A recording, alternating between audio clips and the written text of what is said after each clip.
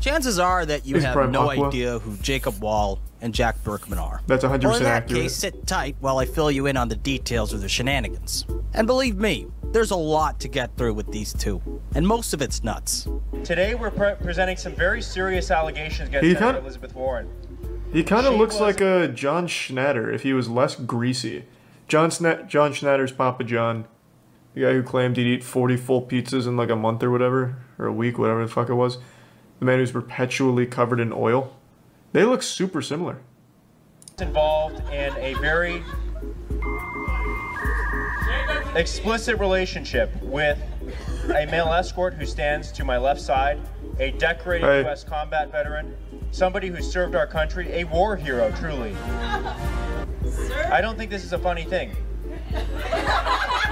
Why are they what's going on? You're probably wondering what's happening here. Yeah. What you're watching is footage from a press conference in which Jacob Wall and Jack Berkman promised to expose Senator Elizabeth Warren for an extramarital affair involving this guy, Kelvin Willey, who claimed to be a male escort. Senator Elizabeth Warren first secured my services from a website called Cowboys for Angels. This site is for attractive young men, as you can see. At the time, Senator Warren wanted not just rough sex, but extensive BDSM play. I'm sure you're quite Why is this happening? Sure. She was very sexually adventurous. And Senator Warren engaged in lesbian sex with my friend from high school. Well, hold on, hang on. What we're going to show you now, is that the sex between our client here and Senator Warren was so violent that he actually obtained scars on his back. You can see 2 scars here. Oh, he has a triple X tattoo. Like, that's nutty. Xander Cage, baby. His only tattoo is the triple X logo. This is classic Vin Diesel. Ice Cube in the sequel, too. Was from the Cat o' Nine Tails. That was from Senator Warren's transgressions. Unbelievable. Between late 2018 and 2020, Jacob Wall and Jack Berkman held several press conferences to smear major United States politicians with completely fabricated stories.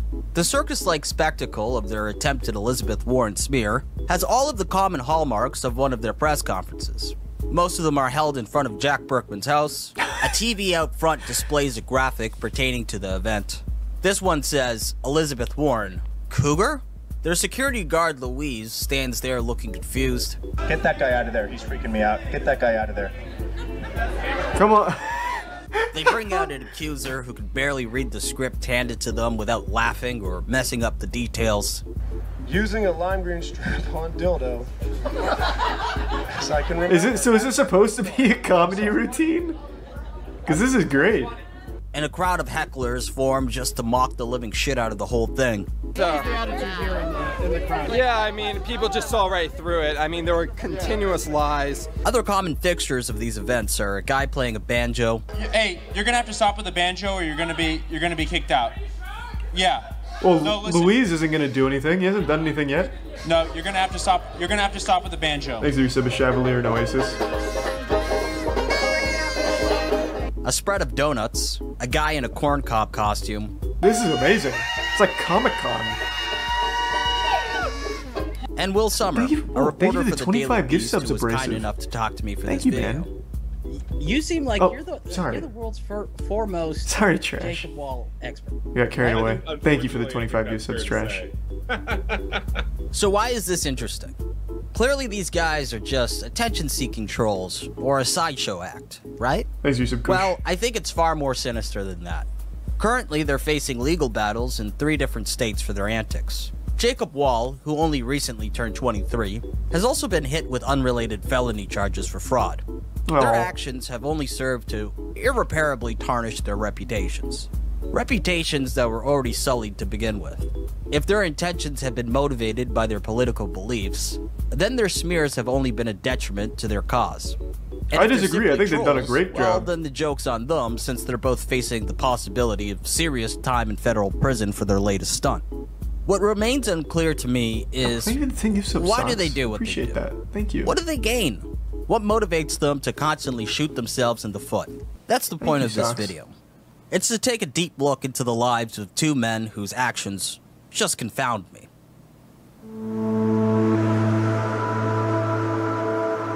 I don't think I've ever seen them before.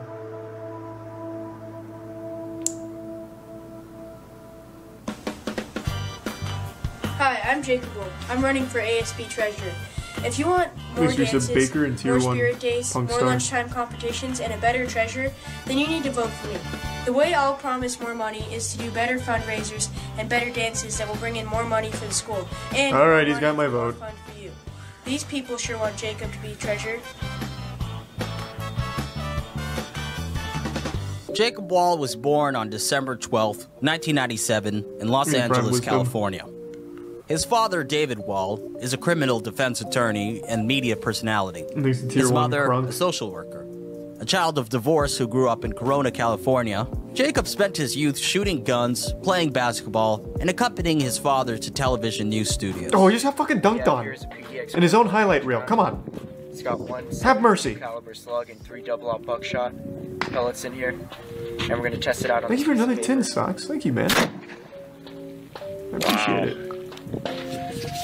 In 2003, his Generosity. father, David Wall, joined CBS2 Palm Springs as a legal analyst covering the trial of convicted murderer Scott Peterson. Following that, he appeared on Fox News as an occasional commentator. Although David Wall pursued a career as an on-air reporter, his ambitions never quite panned out. These days, he focuses on his career as a lawyer, sharing his conservative political beliefs on Twitter, and posing shirtless in boudoir calendars. Wait, oh, I'd like to read that caption. Not too far. The Breck Worsham official 2020 calendar. I thought this was his own post. Pretty cool. I mean, the dad bods, it's in, man. It's here to stay. MAGA just got hot. Nice. Is this not like a problem for him in like his career? Considering he's like an actual legal lawyer? I feel like posing for boudoir calendars is probably not great. Why would it be? Because they have to maintain like a crazy strict image, don't they? Thanks the resub Mush and the Prime Burger. And the gift sub Punkstar and the resub Dottie and Evie. If Saul Goodman can do it, he can. I guess that's true. Thank you, Trash. I need this man to defend me in court shirtless. Yeah, I mean, I guess. I've seen his nipples now. So that, to me, that screams vulnerability. Boudoir calendars. Win, lose. A lot of my childhood came down to winning or losing. And I love Is that winning. true, Trash? God damn, Today thank on you. Daily Vice, Thank you, Trash. Jacob Wohl is an 18-year-old hedge fund manager who's already made a name for himself in the business. The origin story of how Jacob Wall became interested in the stock market is Use fuzzy, Brian tactics. mostly due to his inclination for embellishment. If you take Jacob's word to heart, then he was a financial prodigy who shorted 5 shares of SPY when he was only 8. My first trade was shorting 5 shares of SPY when I was 8. And, Wow. Hold on, let's back up for a second. Shorting 5 shares of SPY, but who taught you this stuff? He to taught explain himself. more, here's Prodigy. Mark Meelan, a leading expert in non-correlated investing and journalist who covered Jacob Wall's early days. He claimed that when he was 8 years old, he shorted 5 shares of SPY. And can you explain what that is and why you're laughing? Okay, because I've had kids. An 8-year-old kid, I guess it's possible. It's not only possible, it Consider happened. highly unlikely. And If everyone you look clapped. at Wool's life, you can break it down into patterns of deception. He had his hedge fund period, but then there was a discernible, repeatable pattern that after he got out of his hedge fund period, he later spiraled into something completely different in the political world, but it followed a lot of the same patterns. Make Prime Sam and outlandish Jim. statements that are provably false or have a high propensity to potentially be false, and then get into I'm sure everyone knows it's degrees false. of legal and/or regulatory trouble, and then it all blows up on him. When Jacob was a 17-year-old junior in high school, he parlayed his interest in the stock market to become a commodities trading advisor for average Joes like his gym teacher. The operation was most definitely small time. Why but would it made for a why nice would his little human interest gym story gym for local teacher cable trust news him? stations like KTLA, which featured him in a segment called Orange County High School Hedge Fund Manager Earns the Nickname Wall of Wall Street. Wall of Wall Street being an obvious play on the movie Wolf of Wall Street, and definitely a moniker that Jacob assigned to himself. So I want to get on Monster Energy as an underlying. I'm very competitive and I'm good with numbers, so it's almost a natural. Excuse me, I'd like to own Red Bull. Group about 4 months ago. What do you mean, with no? his classmates as his first investors. And then it just grew from there to their parents, and then their grandparents, uncles, aunts, you name it. And in general, just people from the community, like teachers, coaches. Nice job, guys. Nice job. One of those coaches keep up the good work. is Jacob's PE teacher. Yeah, a little skeptical at first. You know, you're thinking, you know, I mean, it's my first year teaching high school. Why, I was 8 years in Shane? junior high, so I know the kids are obviously smarter in high school, and I thought, man, well, this might be a genius kid. Utilizing a value stock picking approach inspired by Warren Buffett, Jacob launched Wall Capital Investment Group, which solicited middle-class clients and promised them the world. And no, I'm not being tongue-in-cheek here. That's what it said in his promotional materials, that he promised them the world. Dude was running a dinky little hedge fund out of his mom's basement, and he acted like he was Gordon Gekko. He even dressed like him, too. Yeah, pretty much. Was there somebody that influenced you, or was there Gordon Gekko, if anybody? Really? Yeah, yeah. So you liked him or you hated him? No, I liked Gordon Gekko. Okay. I always thought he was a cool guy. Okay. Greed, for lack of a better word. Exhibits wander. You can categorize hedge funds in a couple different ways. One way is to look at who their investors are. His investors were middle class mom and pop. That's a huge red flag. A hedge fund, generally speaking, is used by institutional investors, very sophisticated investors, and high net worth individuals. The fact that he was soliciting, at that point, his gym investor, he was soliciting a stock investment. So that stock that doesn't seem like a red flag to me. SEC regulations. But when he was also soliciting derivatives investments, he was soliciting mom and pop. People who don't really I don't know shit about hedge funds. When does GameStop come in? Ins and outs. Because that's what matters to particularly me. of derivatives, which can be sophisticated investment tools. Still in high school, Jacob, who was His by Wall's no not means a preaching big the good player, word of other than GME. perhaps in his own mind, He's not decided qualified. that he was ready for the big leagues.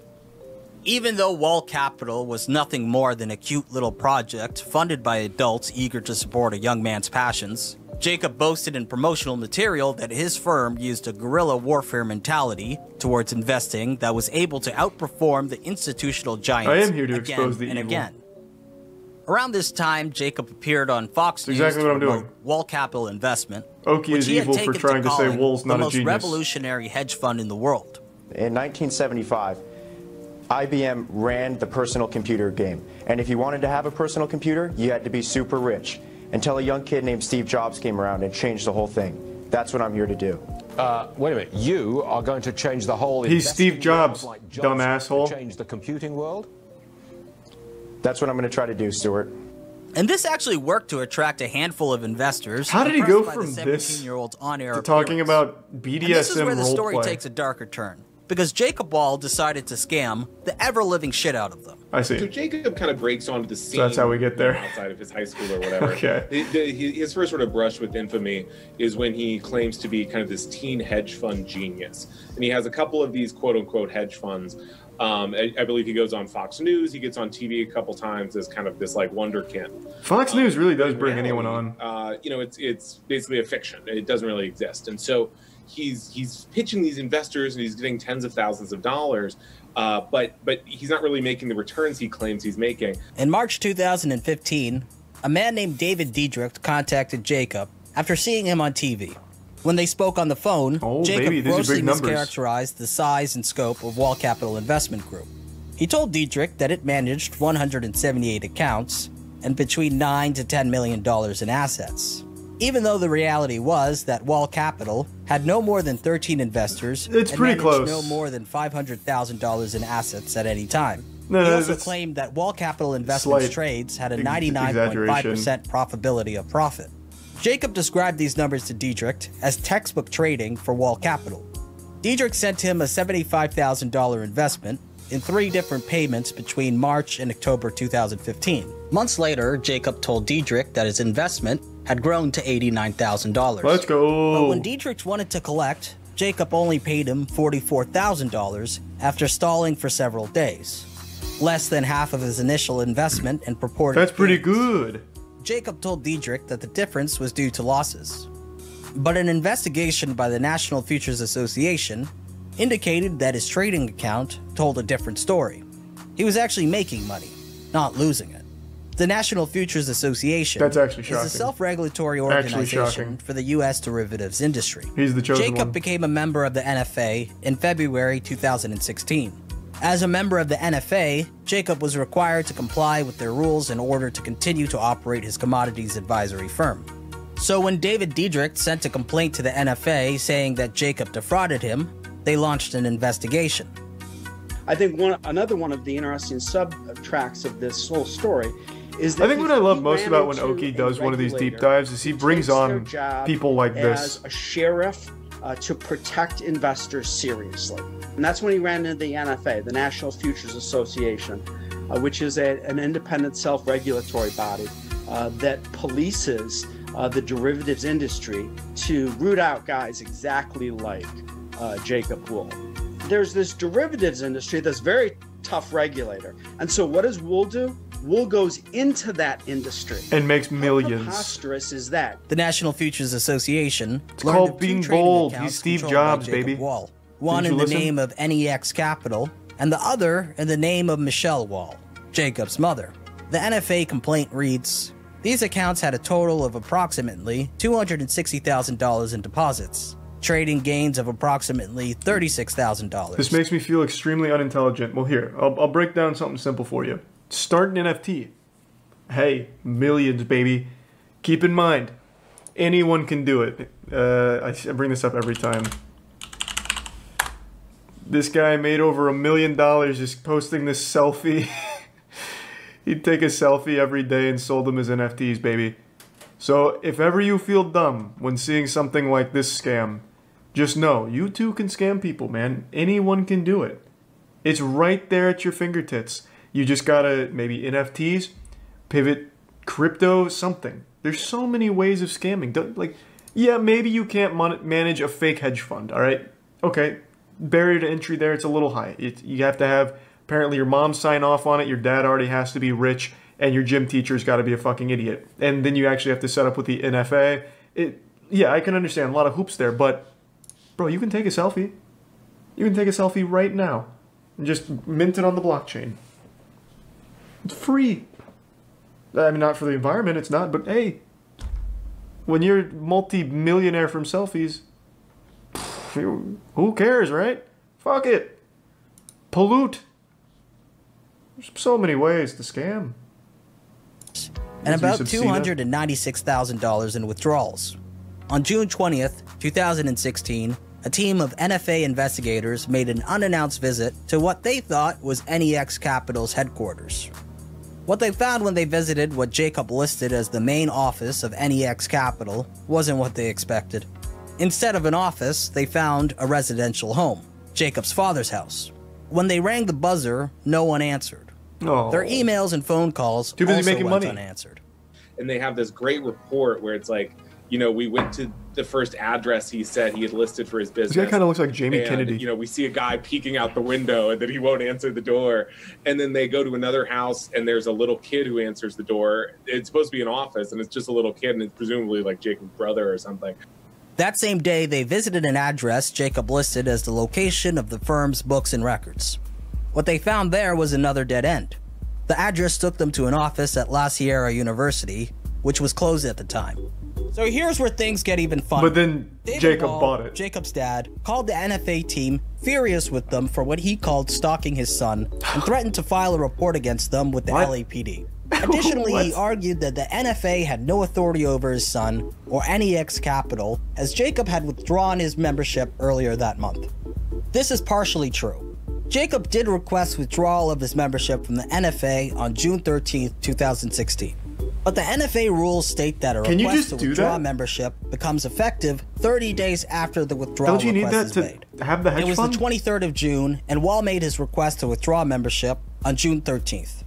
So Jacob was still a member and had to comply with their investigation, which is exactly what they informed David and Jacob by email. Here's the bottom line. There are some exceptions, but by and large, if you sell a commodity investment, offer it to the public, you have to register. Now, if you're just trading commodities, you don't need to register. But if you're selling it, you have to register. Instead of listening, David Wall repeated that he had contacted the LAPD, and any attempts to contact Jacob would result in their arrest and prosecution. Looks like a trustworthy guy. Their hands tied and Jacob refusing to comply with their investigation, the NFA decided to permanently bar Jacob Wall and NEX Capital from NFA membership, which effectively meant that he was permanently banned from running a hedge fund that managed futures derivatives trading.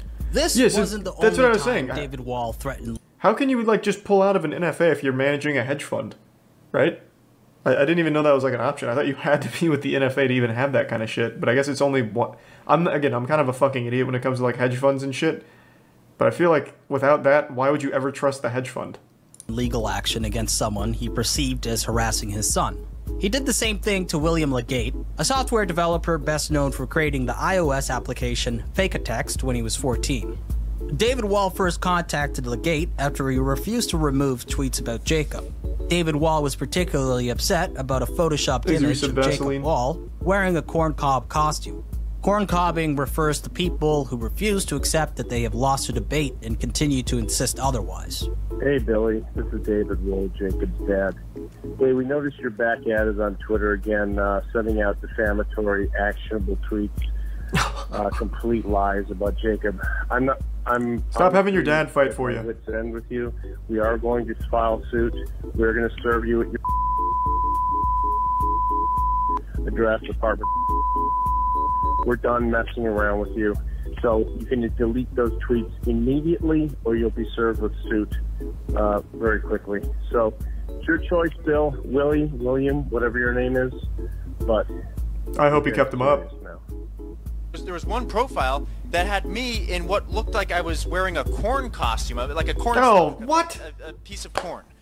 That's One fucking of Jacob's silly. tactics It's to so solicit goofy. investors was to hire models off of Craigslist to reel them in. How Jacob does would that bring help? these women along to investment conferences, get How them is that to flirt helpful? with investors. And when an investor took the bait, then Jacob would swoop I'll fuck in you if you and invest make a in pitch. Jacob's company. Jacob hosted a number of websites such as wallgirls.com and MelanieRiosManagement.com, which is the name of a porn star. The main records show that he also registered buyabadbitch.com and buyaslut.com. Hey, Jacob's a lot of things, but a liar he is not. This man is really committing to it. Buyabadbitch.com. Is that shit still live? And then buy a slut. Why would you ever go to buy a slut when buy a bad bitch is already out there? Feels like they compete with each other. How does this even help too? Oh, I want to buy a bad bitch. Oh, you mean in order to buy a bad bitch, I have to somehow put my money into Jacob's company? Oh. Sure. He told the Daily Beast, quote, "Fake websites and Craigslist ads were posted by trolls of mine in 2016, and I immediately reported them to the FBI. Wallgirls.com featured a section called Wall Girl of the Month. Sometime in the summer of 2016, Jacob uploaded a photograph of a young woman without her consent and described her as one of the newest additions to the agency. That young woman's mother told the Daily Beast Must that have been a Jacob troll. reached out to her daughter, representing himself as a social media manager of Instagram models. Oh my God. To make her famous. Jacob then used her photos on wallgirls.com and made her a Wall Girl of the Month. Yucky. He eventually took her photos down after her mother called him and told him to do so. Okay, so at this point, he's banned from the NFA for life, and now Arizona's got him on fraud and misrepresentation charges. I remember going through that whole event. He had been sort of brazen. He's supposed to meet with regulators, and then he posts pictures of himself on Twitter with Instagram models going to Las Vegas. I mean, he was just doing brazen defiance of regulatory authority. Well, when you're And then Jacob, Arizona, bro, you're above the law. he'd ultimately find the police would get him as well out of California. But then Arizona got him. I thought that was going to be the end of him. On September 27, 2016, the Securities How are we Division only of in the 2016 Arizona with this Corporate guy? Commission filed its temporary order to cease and desist and notice of opportunity for hearing against Jacob Wall and his partner, Matthew Johnson, barring them from activities in the state. The Arizona Corporate Commission's investigation began after David Diedrich, the same man who sparked the NFA investigation, filed a complaint. This would be the last time that David Diedrich would file a complaint against Jacob Wall. He later committed suicide. How much it had to do with being defrauded by Jacob Wall is unknown. Sure, yeah, so Well, it got Arizona really investigates sad. him for Jesus Christ. security sales. He ends up, I believe, pleading out or essentially cutting a deal where he's going to owe tens of thousands of dollars that he still years later hasn't paid back. The most interesting one comes in, I believe, 2019 when Jacob is indicted in California for unlawful security sales over this really kind of tortured story of a guy an adult who seemingly kind of bought into Jacob's hype and lent him tens of thousands of dollars. I'll never be able to wrap my head around that. Invested this money through Jacob, and it basically turned out it was all a con, according to the charging documents. And this guy is like, "Oh crap, I need to get my money back," and then the money has disappeared, and so this guy ends up killing himself. And so Jacob has been charged in that case. May or may not be Arizona correlated. Corporate Commission's filing named 4 investors Probably didn't who were help. victims of Jacob's alleged fraud, false or deceptive claims, and bad acts. David Diedrich was the only investor with a given name on the filing. The rest are referred to as Investor 2, 3, and 4. Investor 2 gave Jacob and NEX Capital a $20,000 check in early December 2015, but stopped payment of the check she had tendered to NEX Capital a month later when she suspected foul play.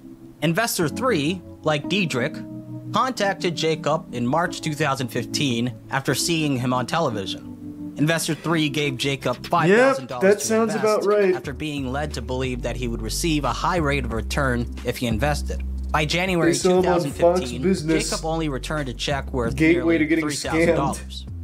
When Investor 4 contacted Jacob on July 18, 2016, she had just received an inheritance of $100,000. She found a Craigslist ad for Jacob's house-flipping investment firm called Montgomery Craigslist? Assets, which Jacob started to focus his attention on after being banned from trading derivatives.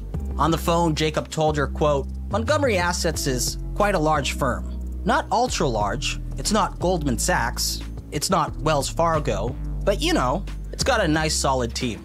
He told her that the firm had 30 years of experience and had been around for a while. Despite I the didn't fact even that know he you could find this kind of shit on Craigslist. Oh, let me look at something real quick.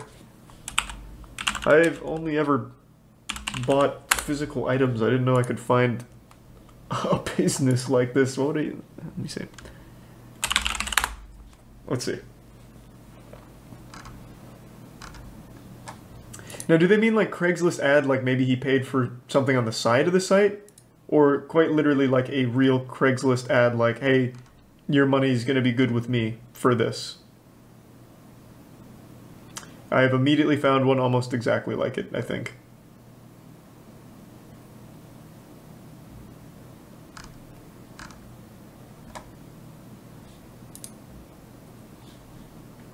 Yeah, in the jobs and services. I've never even gone there. I didn't even know it existed. I thought you could like only sell items. Well, I knew you could sell services. Like I always knew about like the dark side of Craigslist and shit where you could arrange for sex and shit through it. I guess I just never really thought about the jobs side. That's crazy. I mean, if you're putting that kind of money into something you saw on Craigslist as an investment, you were really asking for it. made the company only a few months prior. Additionally, Wall was only 18 years old at the time, and his partner Matthew Johnson, 27 years old. Perhaps sensing that the investment promises Jacob Wall was making were too good to be true, Investor 4 never sent him a check. The Arizona Corporation Commission charged him and his companies with 14 counts of securities fraud. The commission found that neither Wall nor his companies were licensed as a broker and therefore were not permitted to provide investment advice or register to offer and sell securities in Arizona. Additionally, they went they off found book that because Jacob they were so Wall smart. repeatedly misrepresented the size of his companies and the risk associated with investments. Jacob Wall consented to fines and penalties assessed by the Arizona Corporation Commission later that year.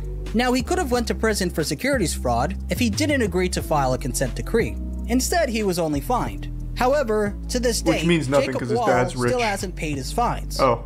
The ACC is now working with the Arizona Attorney General's office to pursue collection efforts against Jacob Thanks, Wall. you sub swish. On October 23, 2017, the ACC held an open meeting in which the board questioned Jacob Wall's lawyers about the outstanding payments and if Wall would ever pay his fines. Can I make one comment?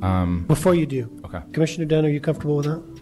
No, I think we should ask the just tell him no. Here that his client is willing to agree to this. I'm wrestling with this too. If there's been a second default of payment on this, I'm wondering why we're going through this exercise and why you think your client is going to be able to make payment just on a later date if he's not able to make a payment today. I do not believe that there was an original well. In July 2016, Jacob Wall was contacted by undercover authorities posing as a real estate agent and as a client who wanted to invest money. After multiple conversations, Jacob Wall asked this him dude's to whole invest life was $100,000 with his scamming. house flipping company, Wow. Montgomery Assets, and guaranteed a 17% return of investment. 3 years later, on August 19, 2019, a warrant was issued by the Riverside County DA's office for Jacob Wall's arrest for one count of violating the California Corporations Code by selling an unregistered security. That same day, Jacob was taken into custody. He pleaded not guilty and is currently awaiting a settlement hearing. So when does the which has been BDSM postponed shit due to come in? COVID-19. Jacob's dad, David Wall, said, "The district attorney never bothered to talk to Jacob. If they did, I don't believe the case would have been filed. I'm very disappointed, given my 30 years of experience with that office." Jacob has zero criminal history and was shocked by this as well. According to David Wall, Jacob learned about the warrant for his arrest through the media. Okay, last but not least, Jacob Wall was investigated by the SEC. Jacob Wall was the subject of a what do they year-long know, investigation though? by the United States Security and Exchange Commission. The SEC concluded that they found no grounds for enforcement action. What? However, Victoria Levin, an assistant regional director in the SEC's enforcement division, stated that their conclusion must in no way be construed as indicating that the party has been exonerated or that no action may ultimately result from the staff's investigation. What does the SEC do In an then? email, Jacob Wall told Benzinga.com that, quote, "I know very well I have never done anything illegal or immoral." Everything I've ever heard about the SEC is how useless they are. Have they ever done anything helpful? I feel like I've looked this up on stream 3 or 4 times now. Did I ever conclude that they've ever find a case that they've actually helped with or done anything useful with? How about this? Times SEC. Let's see. Oh, on their website. SEC accomplishments. Oh, look at this. They're gloating a couple of their big wins. Oh man, that's huge. How about something outside of the SEC's own ass kissing?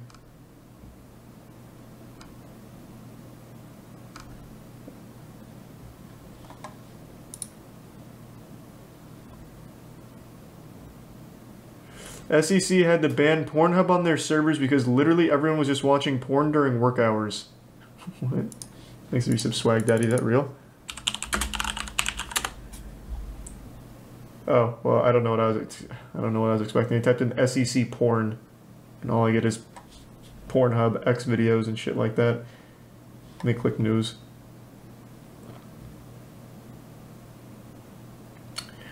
April 23rd, 2010. SEC staffers watched porn as economy crashed.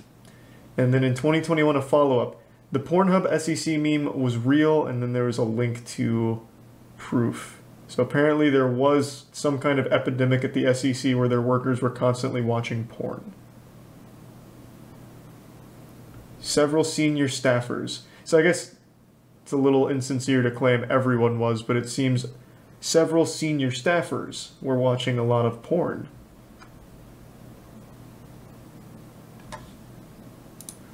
So needless to say, they're fucking killing it. SEC's good. They're doing a good job, I guess.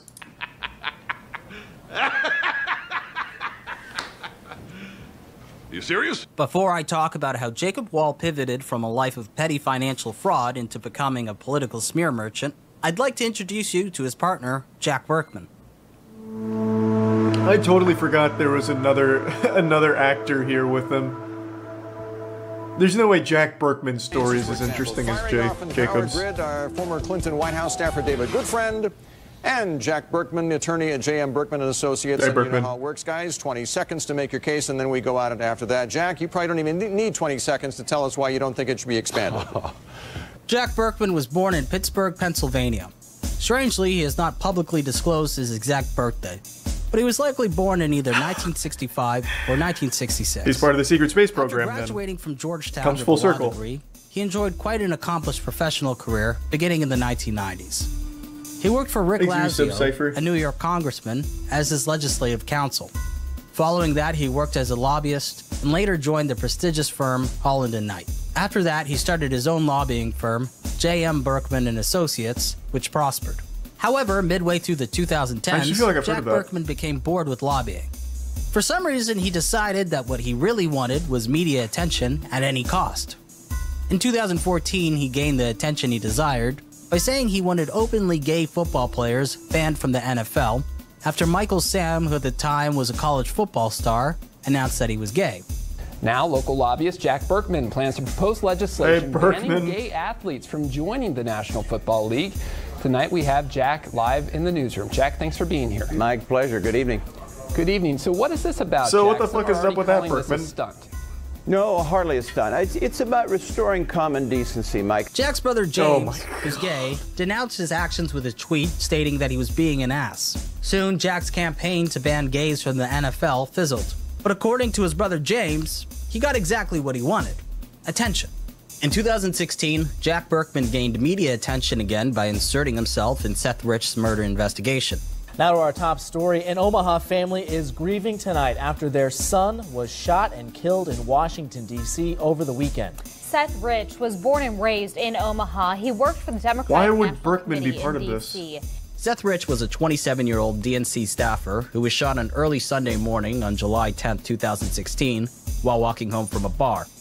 A police investigation suspected that he was the victim of a botched robbery, but dubious rumors spread that he was assassinated for leaking Hillary Clinton's emails.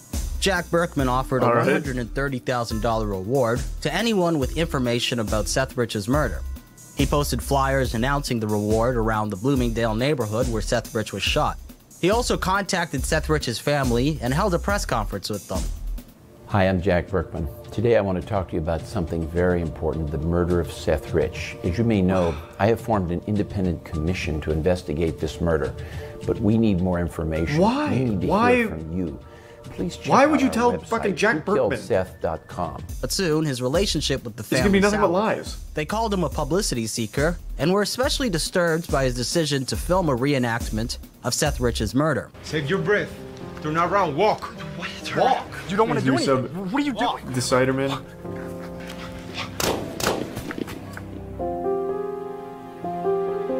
Wow, Berkman. You've really done it. Did Darman make this?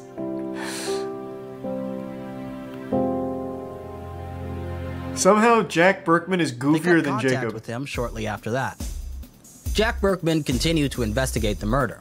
He teamed up with a former Marine named Kevin Doherty to help solve the case. The two later had a falling out, and Kevin Doherty shot him twice in the ass and tried to run him over with a car.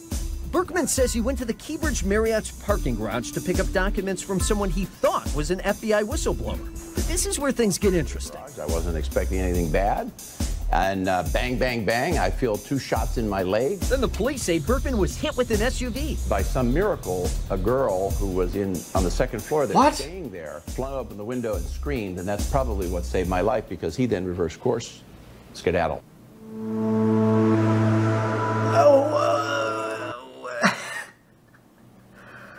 This guy's like living fanfic.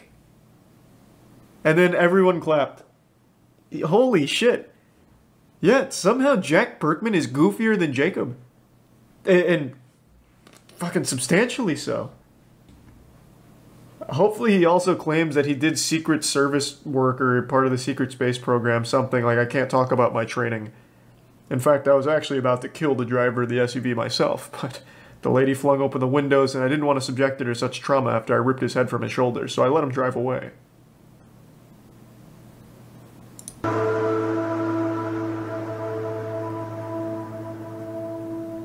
Hang on, you said there's a lot of young people your age that are sort of closeted Trump supporters. Tell me about them. You're 18. Yeah. I mean, there's a lot of people that, you know, sort of support Trump. They're not very vocal about it. Maker. And, you know, you see in this case, Cruz has this, you know, very real penchant towards lying, very Hillary-esque. He's sick, right? And he's being called out for it. So where does a spurious crook go after being banned from training securities at the age of 19?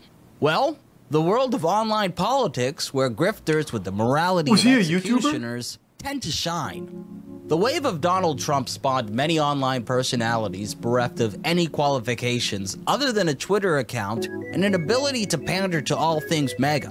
The movement was littered with unscrupulous characters like Candace Owens, who emerged on the scene after she identified the earning potential of the Trump bandwagon, despite the fact that she ran a site doxing trolls who made offensive comments online that exact same year. It's likely that Jacob Wall witnessed the rise of people like Candace Owens and wanted a piece of the pie. It was around 2017 that Jacob Wall made this career pivot. Instead of presenting himself as a financial guru, he decided to become an online political commentator. He started live streaming on YouTube, recording a podcast, and he created a blog called The Washington Reporter, which branded itself as a producer of independent journalism and hard-hitting investigative reports. And it was later discovered that his website's code of ethics was directly plagiarized from ProPublica.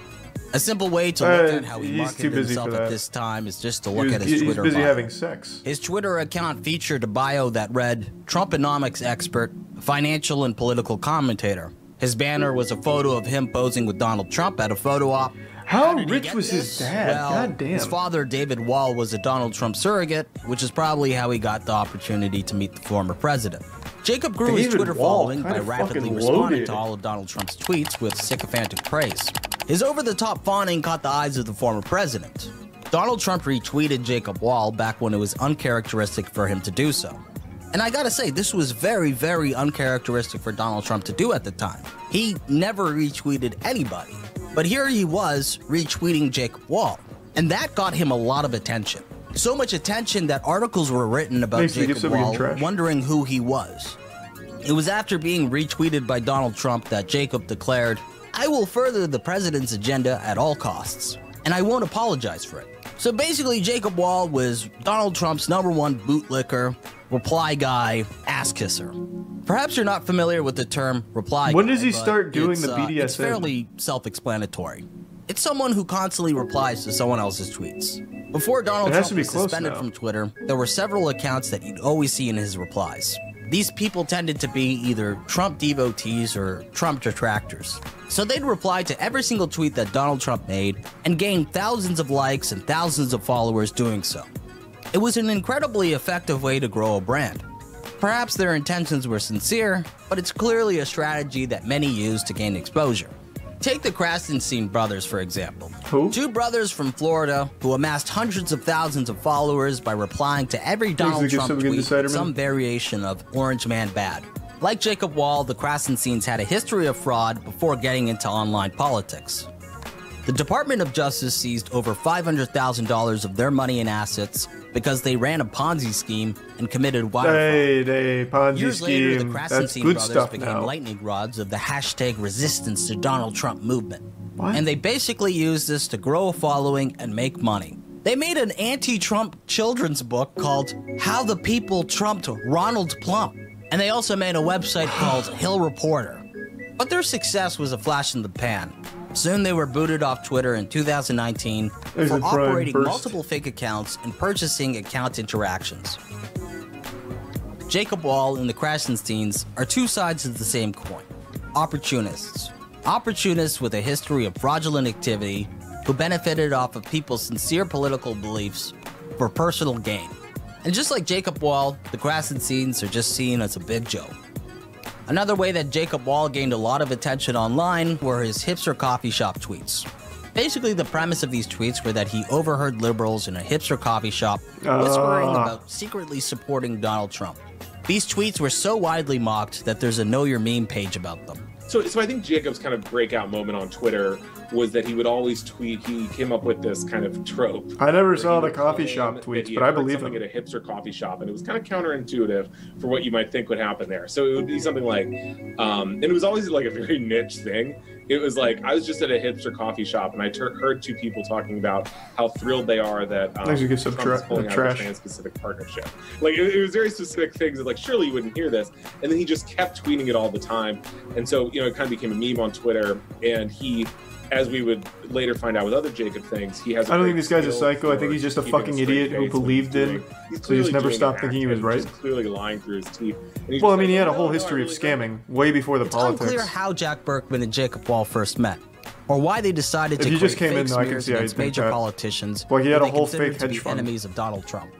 In media appearances, Jacob has given explanations ranging from meeting at pro-Trump events to him being recruited by Jack Berkman due to his investigation skills and business savvy.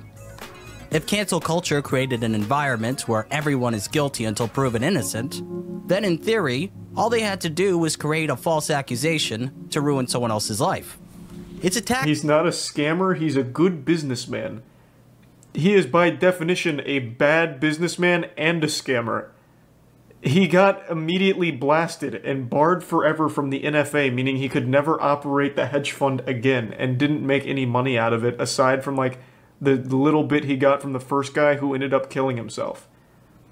So he was not only a shitty scammer, but he was also a shitty businessman too.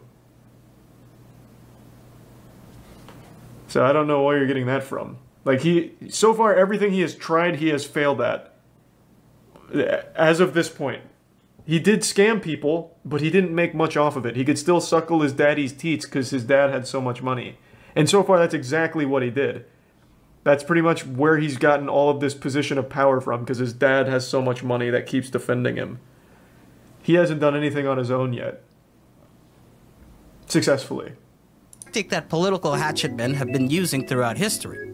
For example, the 7th president of the United States, Andrew Jackson, was accused by his political opponents of being the son of a prostitute and a black man. Baseless smear campaigns could be a very effective political tool, but as you'll soon learn, not when wielded by Jacob Wall and Jack Berkman. Pay close attention because their Robert Mueller smear was as needlessly convoluted as it was sublimely stupid. And so in, I believe, the fall of 2018, Jack has teamed up with Jacob, and the circumstances here are still a little confusing of how they teamed up, but they team up and they say, we have a woman who was sexually assaulted by Robert Mueller 10 years ago, and you know, this is gonna be a big deal.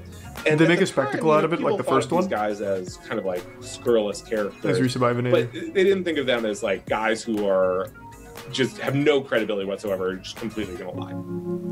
But quickly, this thing starts to fall apart. Oh god, I hope they did a whole song and dance out of it like the BDSM one. That's what I really want to see. It began on October 19th, 2018. On that day, Jacob Wall tweeted, "Spoke to a prominent DC insider today who told me that there are several women prepared to make credible allegations against dirty cop Robert Mueller. Robert Mueller was a former director of the FBI and was appointed as special counsel to a highly publicized investigation of Russian interference in the 2016 election." That same day, Jack Berkman posted this video onto his Facebook page. Hey guys, we're here to talk about Robert Mueller and his sexual abuse, and is he an alcoholic? Is he an alcoholic? A day later, he said that he had witnesses that claimed Robert Mueller is a drunk. It's like a car He also salesman. said that he talked to 7 women who claimed to have been harassed by Robert Mueller, and that one woman might come forward. He carries around a flask, he carries it and drinks straight booze. Even more serious, it appears that Bob Mueller has really a whole lifetime history of harassing women. We have now talked to 7 women who claim to have been harassed by Bob Mueller. Prior to this, a woman named Lorraine Parsons emailed several reporters that a man who claimed to work for Jack Berkman offered her $20,000 and a payment of her credit card debt if she agreed to make up accusations of sexual misconduct against Robert Mueller. I want to read a little of this. How does a bribe offer work?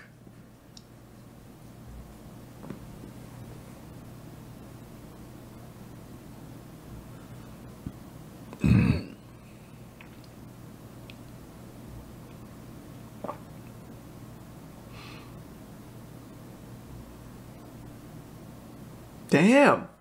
Offered to pay off the credit card debt down to the T.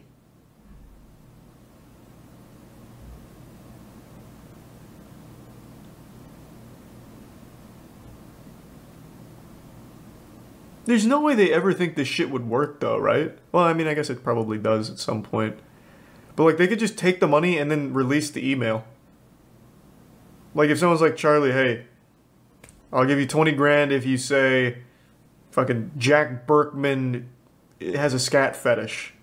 I know you met Jack Berkman at a hipster coffee shop one time. I'll give you 20 grand if you say you saw him go out back and he had a lady shit on him. Be like, yeah, sure, yeah. Take the 20 grand, I make my statement, and then I post this the next day. Like, what's there to protect them? I could just do both. I could have my cake and eat it too.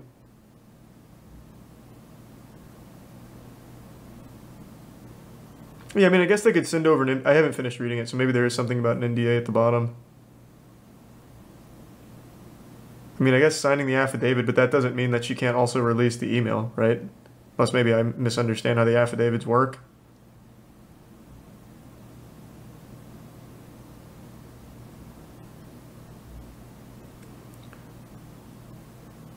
Because you could literally do both.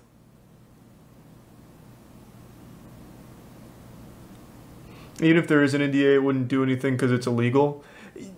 Yeah, true, I guess. True. So there's really nothing they can do to cover their ass. You could just take the 20 grand and just say, they paid me to say it.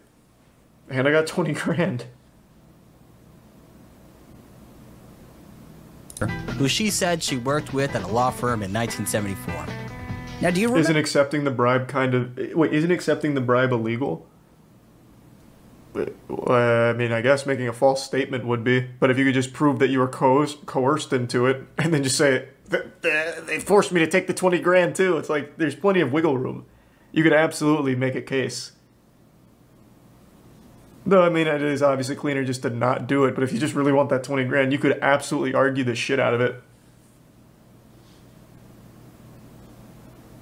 Remember how I said that this smear was needlessly convoluted? Hey, thanks for the raid, Liana. Well, later it turned out that Lorraine Parsons Hope you had a great stream. didn't Thank you for the exist. raid again. She was a fabrication by Jacob Wall and Jack Berkman. And the reason they did that?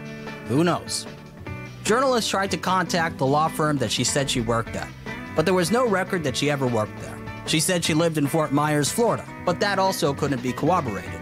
At the same time, a law professor named Jennifer Taub also received an email from a man named Simon Frick, who claimed to have worked for a firm called Surefire Intelligence.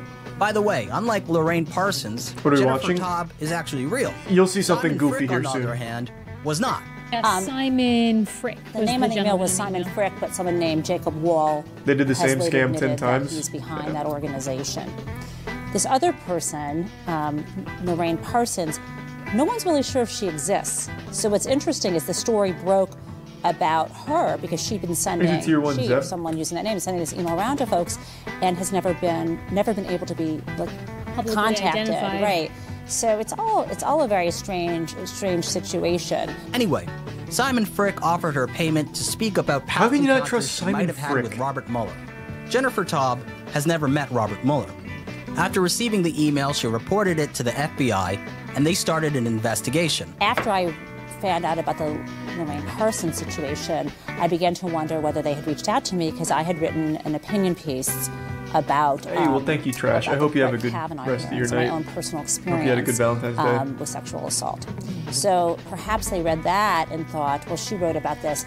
Maybe she'll make up stories. The firm, Surefire Intelligence, which Simon Frick said he worked for, was a bogus private intelligence agency made up by Jacob Wall. Does it still exist? Can I hire someone from the Surefire Intelligence Agency to investigate for me? Let's see. Oh my god, it's still around, baby. In all its glory. It's a private intel agency. Who we serve. No one specific, just general statements. Who we serve, law firms, financial institutions, international corporations, and high net worth individuals. But like, who specifically? Who we serve. God. Case studies.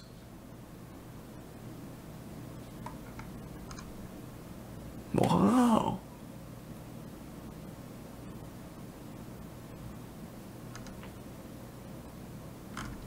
Yeah, I might have to, maybe I'll have to hire them. Give them a case to solve.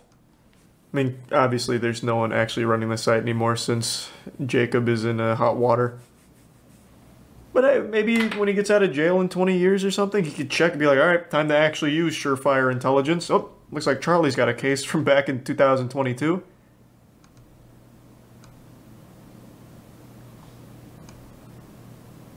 Nice.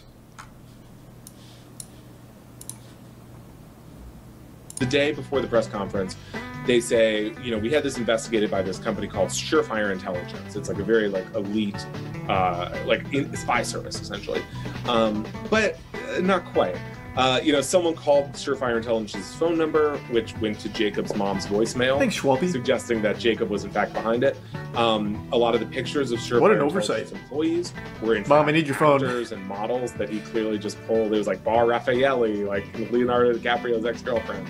And in fact, the picture of the head of Surefire Intelligence on his LinkedIn, if you brightened it, it was just a picture of Jacob. It was like a very shadowy picture, and it's just a picture of him.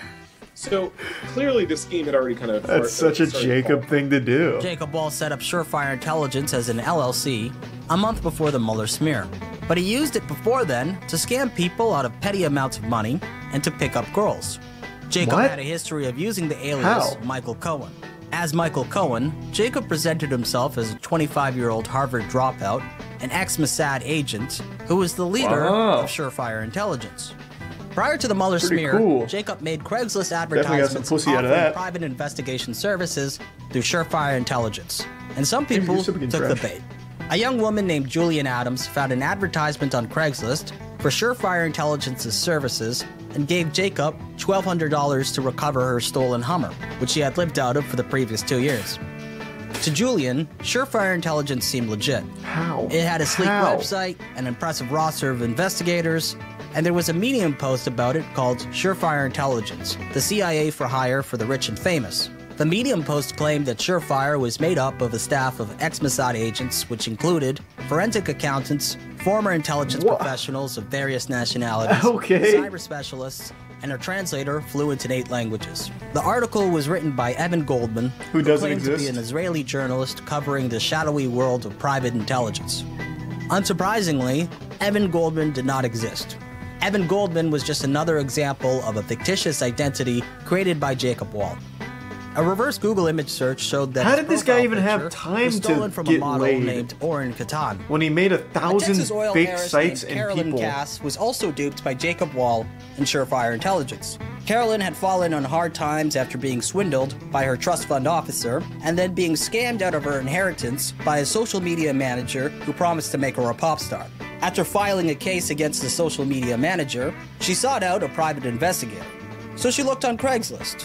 There she found Surefire Intelligence and a man named Michael Cohen, which was Jacob Wall's alias. Who goes to Craigslist on the for this social media shit? manager and charged Carolyn $2,000 for his services. Carolyn pawned the title of her car to pay him. Several weeks later, Jacob informed her that he was going to drop the case as it was too expensive for him to proceed. Despite her disappointment, she didn't complain. Perhaps because by then, the two had already formed a romantic relationship. They dated for several months. For most of the time that they were together, Carolyn believed that Jacob was Michael Cohen, who was a Harvard dropout and ex-Mossad agent. On October 30th, 2018, Jack Berkman announced that he'd reveal the first of Special Counsel Robert Mueller's sexual assault victims at a press conference to be held on November 1st, 2018 at the Rosslyn Holiday Inn. On Thursday, high noon, at the Holiday Inn right here in Arlington, Virginia, right behind me, only about 1,000 yards that way, we will unveil the first of the... Thank God he's making it a spectacle.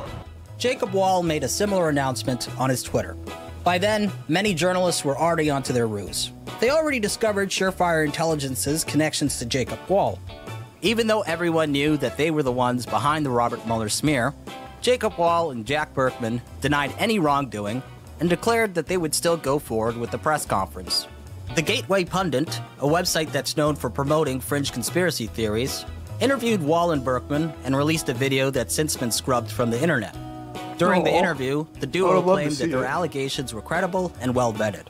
They provided the Gateway Pundit with a document which they said proved the allegations against Robert Mueller, and the document was published onto the site. Hours later, the Gateway Pundit removed the document, recanted the story, and announced that they would investigate Jacob Wall.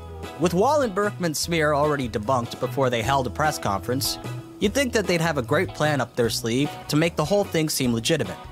We'll just do the press conference, as is. Instead, they proceeded to mess up even more. Fuck yeah. The person they chose to pose as Robert Mueller's victim was none other than Caroline Cass, the Texas oil heiress I spoke about earlier, who was romantically involved with Jacob Wall.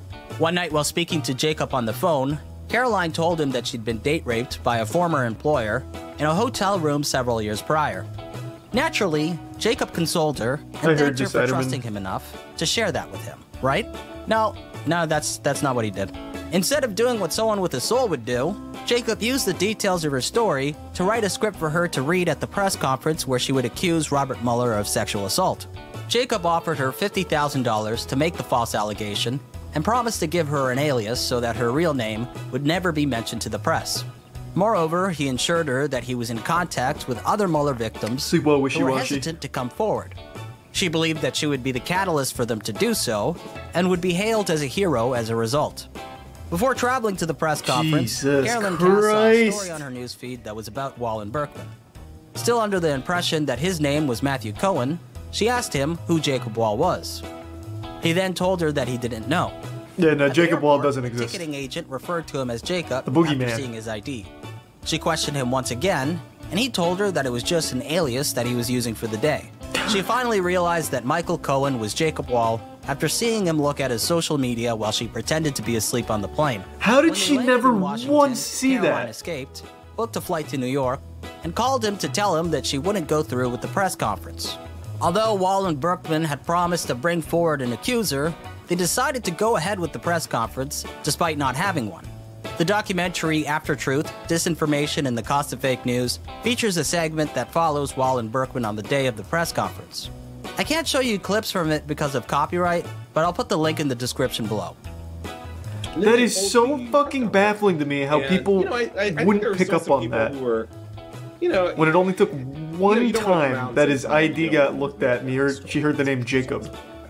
And so the big question was who this woman was going to be, and so they had kept her identity secret. And then, there were some flaws already in their timeline of when this happened. But they get up there and they don't have their accuser. And I say, well, where's the accuser? And they say, well, she got so many death threats, she didn't want to come. And I said, well, none of us know her name. And then, so HBO had them mic'd up. And then they go down the hall and they say, oh, geez, that's a really good point. I guess we need to change our lie-up. So then they come up, and this thing is just a disaster of a press conference. Their accuser doesn't show. She later says they put her up to it, and it's all lies. She had been dating Jacob. It's a very kind of twisted story. Jacob, they have an affidavit that they release with her name, but it's misspelled throughout. Kind of disastrously, Jack's fly is down the whole time during the press conference, which people are tweeting his flies down, all this stuff. And yeah, it was a big mess. I mean, someone in the crowd. I wish he was just hanging dong. We'll take one more question. And just no one told him though. Are you ready to go to prison? And I said, And so they kind of essentially have to flee their own press conference. So yeah, I would say Jacob's first big foray into politics did not go great. After the smear fell apart, surprisingly, Carolyn Cass became involved in a relationship with Jacob Wall once again. Whoa. He never told her why he lied about his identity, and he never repaid the money he bilked from her. Despite that, they continued their relationship for the next few months until Jacob dumped her because he didn't want to tell his friends that he was dating a 34-year-old. That's when she decided to tell her story to the press. There's a great article written by Lexi Mandel that goes over Carolyn Cass's story. Does he usually just date high schoolers? The link is in the description box below. So that's it for part 1 of this series. I can't believe that's just part 2, 1. I'll cover Wall and Berkman's several other smears. Believe it or not, things even get crazier, so stay tuned for that. In the meantime, check out my Patreon. For only $1, you'll get early access to my future videos 2 days before I upload them to YouTube. To keep tabs on what I'm up to, follow me on Twitter. I also have an Instagram and a subreddit. Links are in the description box below. That's it for now, and until next time. Watch it, please. It's already 2 a.m. Maybe next time. I'm gonna send Oki a message, though. This one was a fucking banger. Oki just doesn't miss. I'd never even heard of these two guys before. Part of Oki's Psychopath video. And then we'll finish off with something I've been wanting to watch for a while. But I really want to finish this story because this was a pretty wacky and goofy one.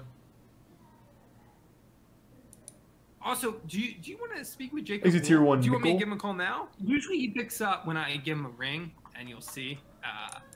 It's not a weird relationship, but it's definitely a push and pull, if you will. You know, I could give him a call and I could ask him some questions. I always have questions for him. But that's your call, of course. Are we prank calling? Hello, is this Pizza Hut? Is your refrigerator running? Hey, is this Mr. Wool? Hey, hey, what's up, Jacob? This is Zachary Fisher with Salon, as you know. I'm actually here with a friend named Oki, who who runs a pretty big YouTube channel, a pretty popular YouTube channel. Oh, he just hung up on me. Let me call him one more time. Yeah, it must have just been bad reception. The number you have reached has been disconnected. Is it tier 1 or no longer Gabagool? in service. Wow. Please check the number and try your call again. Secret Space Unfortunately, Program? what you just saw was the closest that I came to speaking with Jacob Wall. Although I've tried everything that I could to contact him, I understand that I can't force him to speak to me if he doesn't want to. Cheesecake? However, I was able to speak to several people who've spent years covering Jacob Wall, which gave me a lot of tier 1 insight Mr. into his Mask? character. If you don't know who Jacob Wall is, be sure to watch my first video about him called Documenting a Modern Psychopath. Just click the link at the top right of the screen. Wasn't here last time. Can you catch me up on the lore? Yeah, this is the story about Jacob Wall and Jack. This kid has been a scammer since birth. And his father was is a prolific like lawyer. So he's always had money and was able to do a lot of really interesting scams, like with oh fuck, what was it called? What did he call it? It was a hedge fund, but he had a cool name for it. It was like, fuck, what was the name of his hedge fund? Anyway, he ran a hedge fund scam when he was like 15.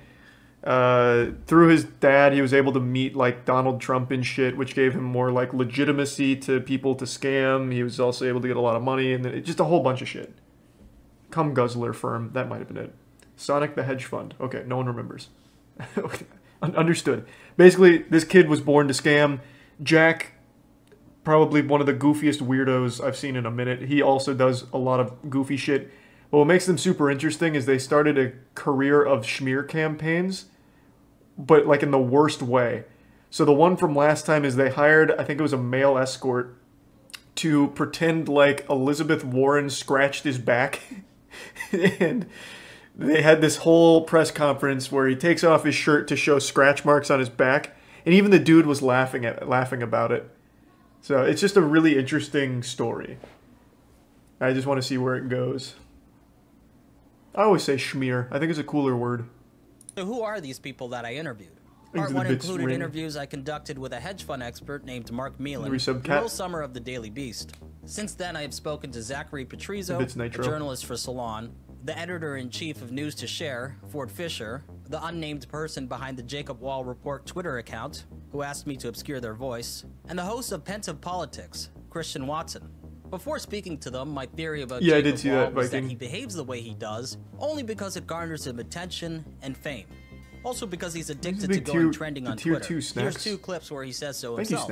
Your life aspiration, you say, is to be rich, famous, and I quote, attended to by the public.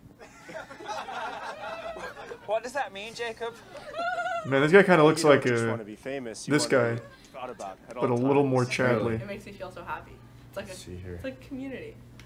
All right. I want to be trending artist. What can we do to go trending here? Okay, so if I'm not trending, I'm not happy. It's like I have. It's yeah, somebody else just agreed with somebody me. Tweeted my quote about the lion. That's great. Okay. Some agreed with my theory. Others did not. Is he tier 1 Skeeto? Is why does he do this? This is a guy because he's fucking epic. His whole life theoretically ahead of him, and yet he spends all his time. It is jank. Kind of making himself an internet laughingstock, and potentially going to prison. And I don't know really. I mean, look. I mean, he obviously loves attention. I don't think there's any question about that. I mean, I think he loves playing the heel. I think he loves people just like driving people crazy. But at the point where you're opening yourself up to lawsuits where you might go to prison. He is just the absolute maximum of any publicity is good. I love that kind of silhouette shit, like UFO things. He cares who he hurts along the way or what he has to do to get that publicity. I would say minimizing it to the attention thing, though, I think there are a couple other layers, right? I mean, the idea that they're trying to just get attention, they just like their face on the news, it's hard for me to imagine that they'd go this far to accomplish that. Still, I was bothered by the notion of cataloging all of Wall and Berkman's bogus smear attempts and giving them attention by doing so. The obscured person is Mark Zuckerberg. Look more like Kevin Spacey. Video, since it was largely focused on Wall's financial crimes. So I asked them the question, why cover someone like Jacob Wall? Sure, no, absolutely. I think it's important to remember that Jacob, while he does want attention, that it's important to cover these things because they are making it into the mainstream. We would potentially see. We also scammed a lot of money from illegal activities that just ordinary people, right? We would see them partaking in things that are illegal and are against the law, and I think that's when a journalist's responsibility really kicks in to cover the wrongdoing, and to really shine a spotlight onto that. The main thing that they do is attempt to perpetrate frauds, and so I do think that it is my job to sort of go there, document that, and challenge it to the extent possible. Attention seekers, if they're good, are going to get attention. That's just the truth. You can't stop that. But just because someone wants attention does not mean you should deny it to them if what they're doing warrants attention. Or if it's entertaining. So if someone is just being like a laughingstock for a very empty or meritless cause, okay, ignore them. Don't give them don't feed the fire. But if they could actually affect certain things, they could actually try to determine the course of a presidential election or a primary, or they could possibly impact a candidate. Or I don't think Wool could do that. Life or someone of non-importance's life, then you need to address it.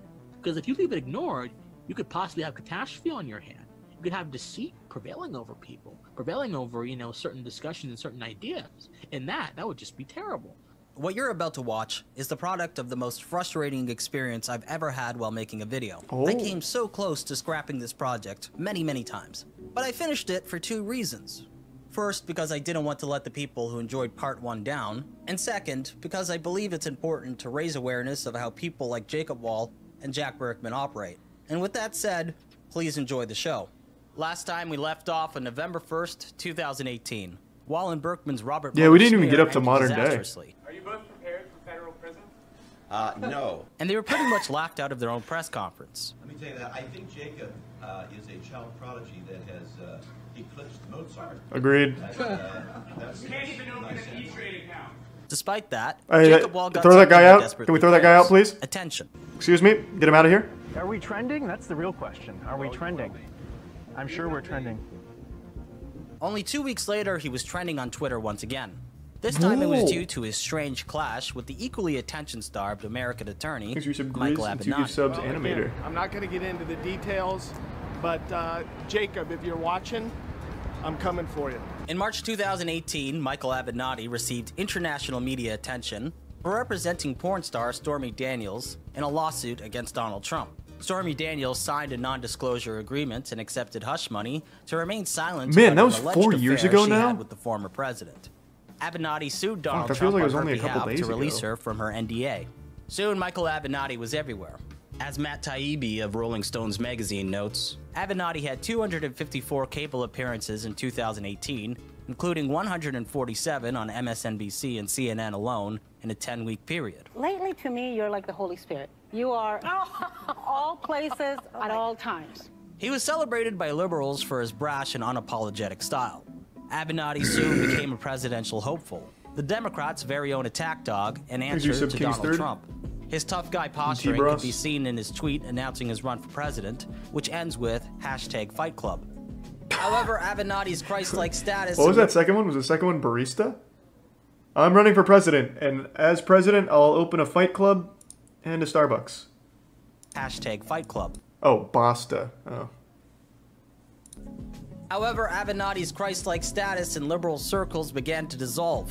This occurred after he inserted himself in the Brett Kavanaugh hearings, claiming to have sworn testimony from an unnamed accuser, which the accuser later denied. Then Avenatti was arrested for domestic violence on November 14, 2018, after allegedly assaulting his girlfriend. LA prosecutors declined to file domestic abuse charges. That's his girlfriend? Minutes after Holy Michael shit, Avenatti's Avenatti. domestic violence arrest was announced, Jacob Wall tweeted, "Surefire Intelligence strikes again," suggesting that Surefire Intelligence was behind Michael Avenatti's arrest. Michael Avenatti responded with, "First Mueller and now me. When we are fully exonerated, I am coming for you. Jacob Wall, aka Surefire." Jacob later denied making the tweet. Instead, he claimed that an associate did it on his behalf and added that he thought it was funny.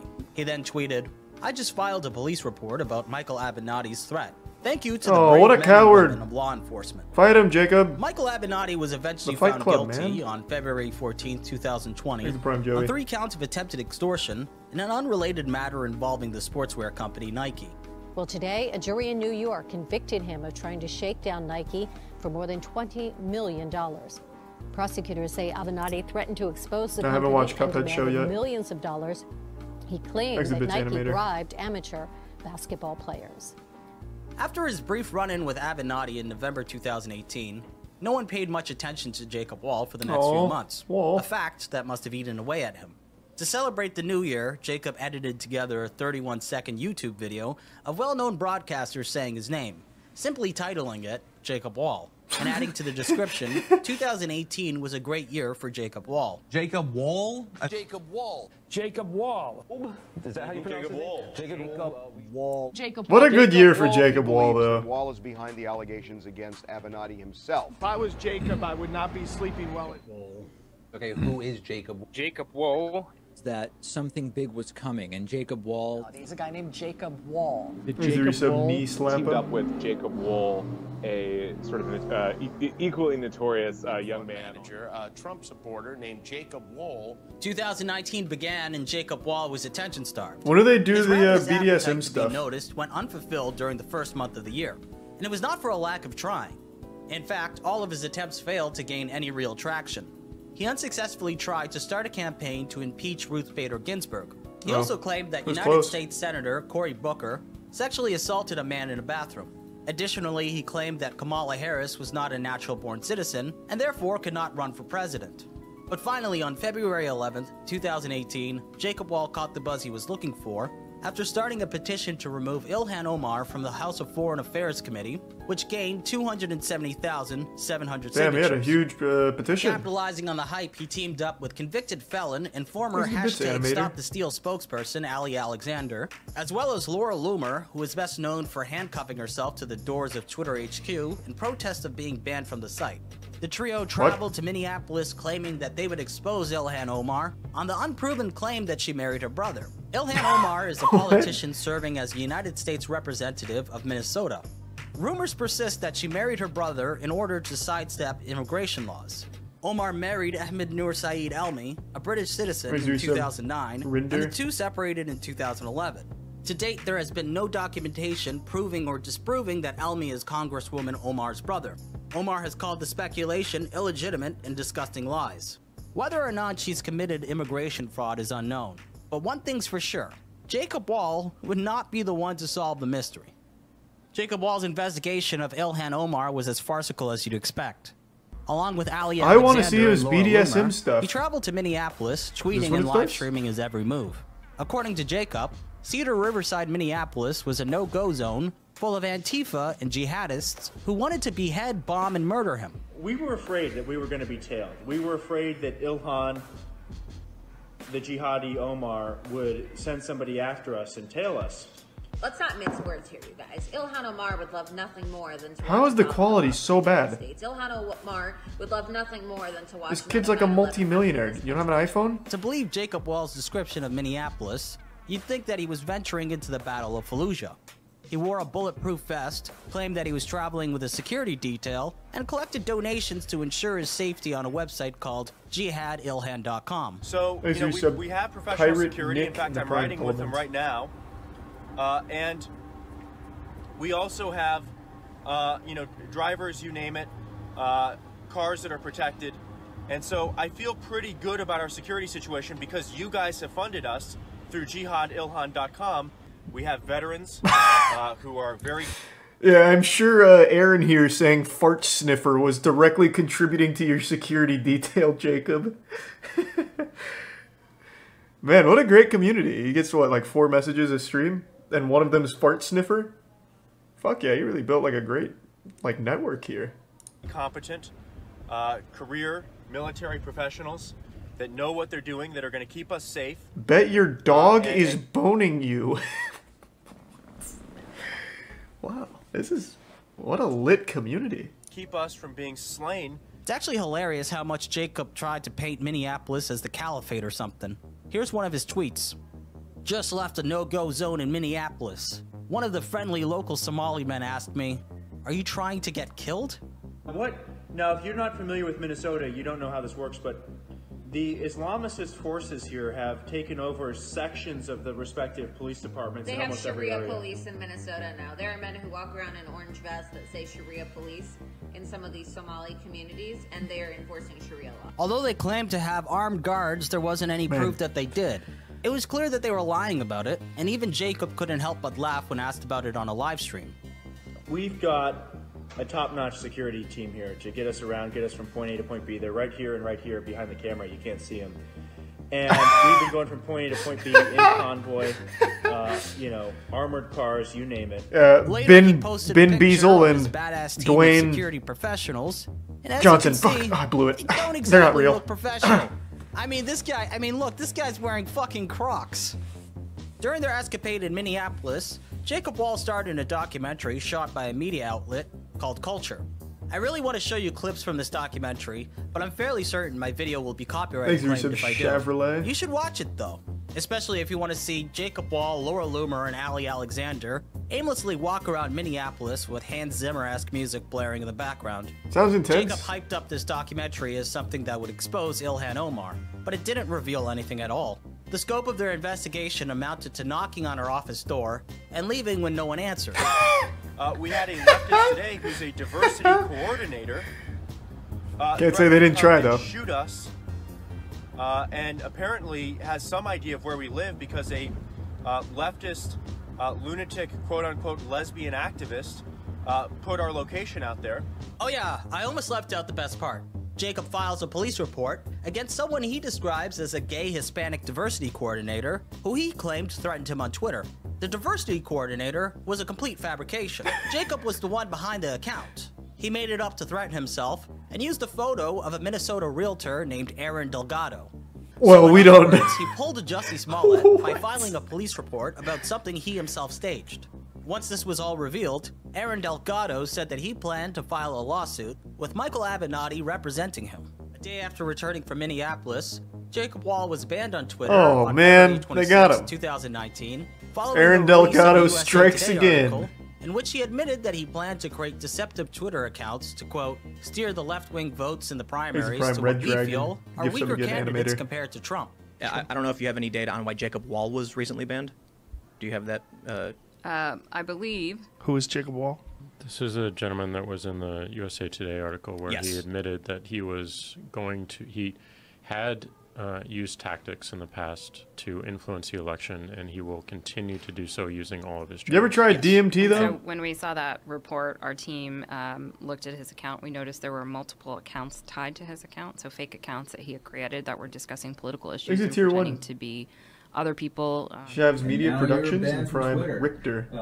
How do you respond to Twitter's permanent ban? This could not have happened at a better time. Jacob Wall is #1 trending on Twitter right now. Is he? And Oh my god. I'm promoting a press conference, and now people are going to go to that press conference, and it's going to be even bigger and better than we even thought. I mean, it's going to be brimming over with people. The halls of Congress are going to be rocked by what we're going to release on Thursday. It will be #1 trending on Twitter. Let's After go. leaving Minneapolis, they flew to Washington, D.C. to attend CPAC. the Conservative Political Action Thanks, Reset. Conference Blue at the Steel, Gaylord the Prime. National Resort in National Harbor, Hans. Maryland. Once there, Jacob Wall, Laura Loomer, and Jack Berkman held a presser where they spoke about their investigation of Ilhan Omar to a gaggle of journalists and social media personalities. And like all of their press conferences, it was an absurd mess. Well, one last thing. The reason why I'm wearing this hat today is because both Jacob Wall and I have been permanently banned from Twitter after posting our investigative findings about Ilhan Omar. So I am demanding that Jack Dorsey immediately reinstate the Twitter accounts of both myself and Jacob Wall. Not only Twitter. Should be saying thank you for getting banned, honestly. By PayPal, by Venmo, by GoFundMe, by Twitter, by Medium. And just last week, I was in a cab and Chase deactivated all my cards and they closed my bank account temporarily. Twitter HQ. Yes, I plan on doing a lot of things. A lot of these big tech executives are going to be getting Loomered soon, so you'll just have to stay tuned. Did they get Loomered? As you know, my protest. Hold on, let me see. Is Twitter in shambles after the Loomer? It's like a natural disaster. Let's see.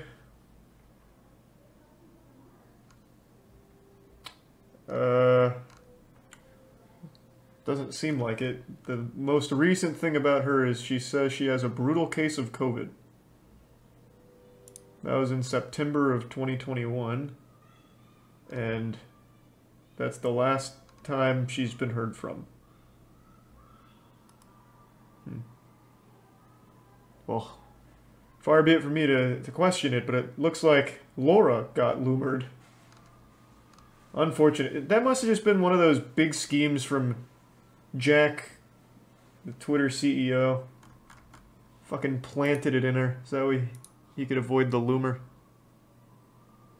In which I handcuffed myself to the front door of Twitter Diva. headquarters in New York City was Resub tremendous. Heavy. It was the #1 trending Prime topic Fletch. on Twitter. I didn't even have a Twitter account. I out-trended the President of the United States and Putin, so you can expect a lot more of this. And Loomered is now a verb. I would point out Webster's has taken it as a verb. Yes. Jacob's next attempt to create a stir was on April 16th, 2019, when he and Jack Berkman held a press conference at Jeez, their headquarters is this a baptism? 1599, which is Jack Berkman's Arlington, Virginia home. They promised to expose the largest scandal in NCAA history. Only 2 reporters attended the press conference. One of them, Dave McKenna, wrote an article titled, "Jacob Wall and Jack Berkman wasted my time, but on the bright side, they wasted theirs too." Cool title, During actually. the presser, Wall and Berkman spoke of corruption in college basketball and claimed that Adidas was operating an underground criminal operation which bribed and intimidated college athletes. Jacob Wall said, quote, "What Adidas has is, at the localized level, a network of thugs, in most cases current and former gang members, who they use to go and menace families and coerce them into doing whatever Adidas wants them Why to do." Adidas now? Did he get like a Sadly, there's bad no pair of footage this sneakers? event. And Why anyway, is this it happening? ended up being a nothing burger compared to the subsequent press conference, which took place only a few days later. Now to a story making national headlines. Tonight we're talking to the Ferris State University student in the middle of a claim that he was sexually assaulted by a Democratic presidential challenger who now says it was all made up. In early April 2019, Thanks to Prime Jacob Zones Wall and give befriended some one of his fans on schnoz. Instagram, a 21-year-old gay Resub Republican named F-Sir. Hunter Kelly. Hunter Kelly had previously interacted with Jacob's Instagram posts, and one What day a he cool was surprised picture. to find that Jacob followed him back. That same day, Jacob DM'd him a question. "Do you want to be part of a political operation?" Hunter Kelly said yes. It's like the and soon, Avengers coming Jacob together. bought him a plane ticket to Baltimore. Once Kelly landed in Baltimore, he was greeted by Wall and Berkman, who drove him to Jack Berkman's house. Upon arrival, they presented him with a document to sign. It was a draft of a statement that said the former mayor of South Bend, Indiana, Pete Buttigieg, sexually assaulted Kelly in February in a hotel in Washington, D.C. Hunter Kelly was under the impression that he was flown out to talk about how he, as a gay Republican, could help Donald Trump win the 2020 election. Jacob told him that he was instead being recruited to be part of a task force to smear Pete Buttigieg, Which is set so up by much Donald Trump's cooler. He should administration. be honored. Although Hunter But I Kelly don't think they go refused to hard cooperate enough. with the plan, They haven't even Wall and mentioned, Berkman like, had already written a fake Medium extraterrestrials. post under his name, alleging that Pete Buttigieg sexually assaulted him. They also created a fake Twitter account impersonating him and used it to share the Medium article. Following that, no. Jacob's father David Wall retweeted it, as well as the Gateway Pundit. That same day, Pete Buttigieg was asked about the allegations during a Q&A. He said, "Oh, I'm sure it's not the first time somebody's going to make something up about me. Politics can be ugly sometimes, Please read but you have to face that Augustus when you're in and presidential atrocity politics. and The article carelessness. generated a lot of interest and buzz. However, most were skeptical.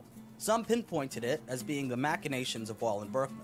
Hunter Kelly claimed that when he confronted them for posting the allegation under his name, Berkman tried to sue them by telling him that he had become a star and that people were eating him up. He promised Kelly that his involvement in the scheme would lead to a lavish lifestyle. Oh, wow. According to Kelly, $1 million. he even promised to buy him any house that he wanted. They spent the day trying to What a convince deal. him to go through with the scheme. They got him a haircut, a caramel frappuccino, and a Subway sandwich. Still, he wanted to back out. When he expressed that, What? After he a told Subway him that sandwich? leaving was not an option. What? Kelly Are you said serious? that they pressured him to sign the statement. Why would you leave? And after what he described as 45 minutes of coercion, he finally did. Hours later, Kelly denounced the tier 1 Buttigieg Diana? allegations on Diana? his Facebook account, 3-0. writing, "It's important for everyone to know that I was not sexually assaulted and would never falsely accuse anyone. To keep it brief for now, I was approached by a political figure to come to DC to discuss political situations from the standpoint of a gay Republican. When I arrived, they discussed Pete Buttigieg and started talking about how they would be working a campaign against him. I went to bed and woke up to a fake Twitter at Real Hunter Kelly. How could and Real an Hunter article Kelly that be I in fake? no way endorsed or wrote. I think this might have be the since fake Hunter left Kelly. And am working on a formal statement to give to everyone, including the Buttigieg family. Kelly told reporters that when he wanted to leave, Wall and Berkman wouldn't let him. So he pretended to fall asleep, packed his things, and called his sister to come get him. Wall and Berkman denied Hunter Kelly's statement. He's a tier 1 I think Hunter's Jinx. a very fine young man. I don't understand why he's now telling these lies. I think it's because people got to him. Maybe it's people in the Democratic Party. Maybe it's his colleagues or friends or family. I don't know who. It's probably Democrats.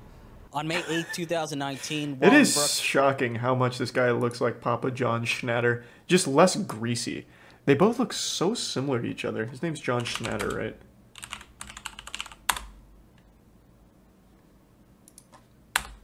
What? What's going on? What?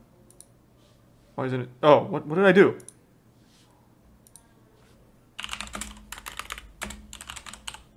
God damn it! There we go.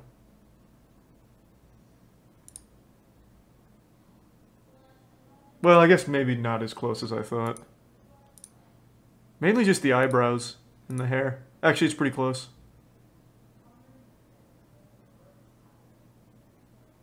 Yeah, no, I stick by it. I think he looks quite a bit like John Schnatter.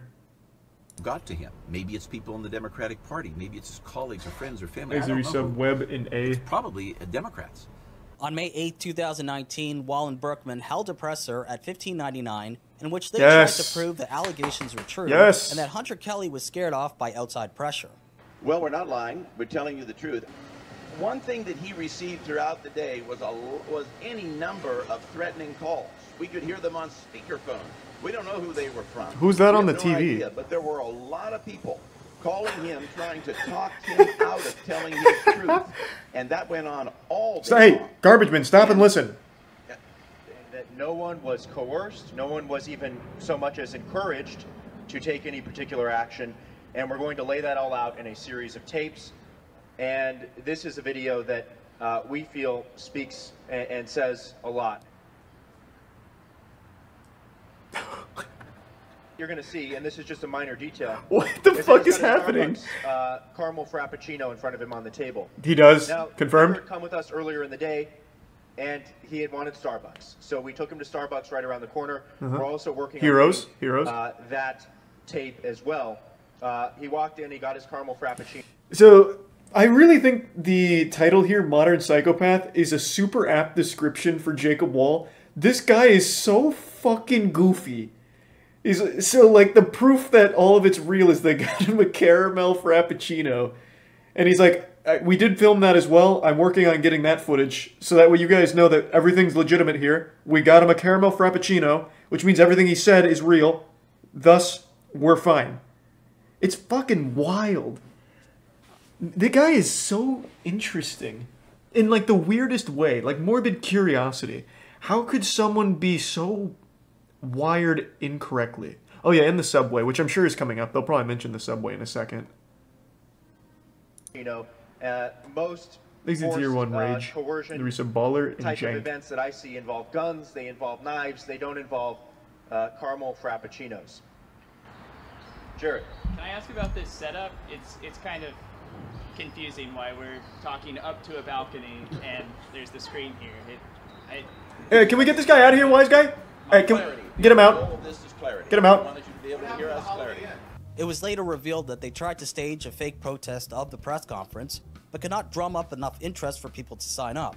A reporter named Justin Duckham noticed the event invite page called Protest Against Homophobic Bigots, after Jack Burkman tweeted about it. The reporter then found that the event organizer used the email wallthinktank@gmail.com. No, we haven't set up any protests. That was internet troll stuff. People set up all kinds of stuff with my email. I get emails from every bizarre subscription service you can imagine with the email address that I put out for the public. And as you can see, there's no protest. If we had put a protest together, there'd be a protest. There'd be a million people, at least. Wall and Berkman failed to concoct any Maybe even major 10 million. smears for the next 4 months. Instead, news of their behind-the-scenes activities surfaced. The Daily Beast found that Jacob Wall was behind 5 fake intelligence firms, including Surefire Intelligence, which were called Bolt Intelligence, Bolt Intel, Potomac Intelligence, and Arlington. Let me check the other ones. So Surefire Intelligence website is still up. I'd really like to hire Jacob Wall to investigate some garbage for me. See if he can put together the pieces of a puzzle I set up. Kind of like the Riddler or something for Batman. What was the other one? Bolt Intelligence? Let me look that one up. That website is down, but their Facebook page still seems to be up.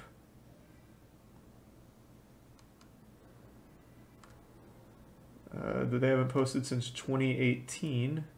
What was the other one? Bolt Intelligence. Potomac Intelligence.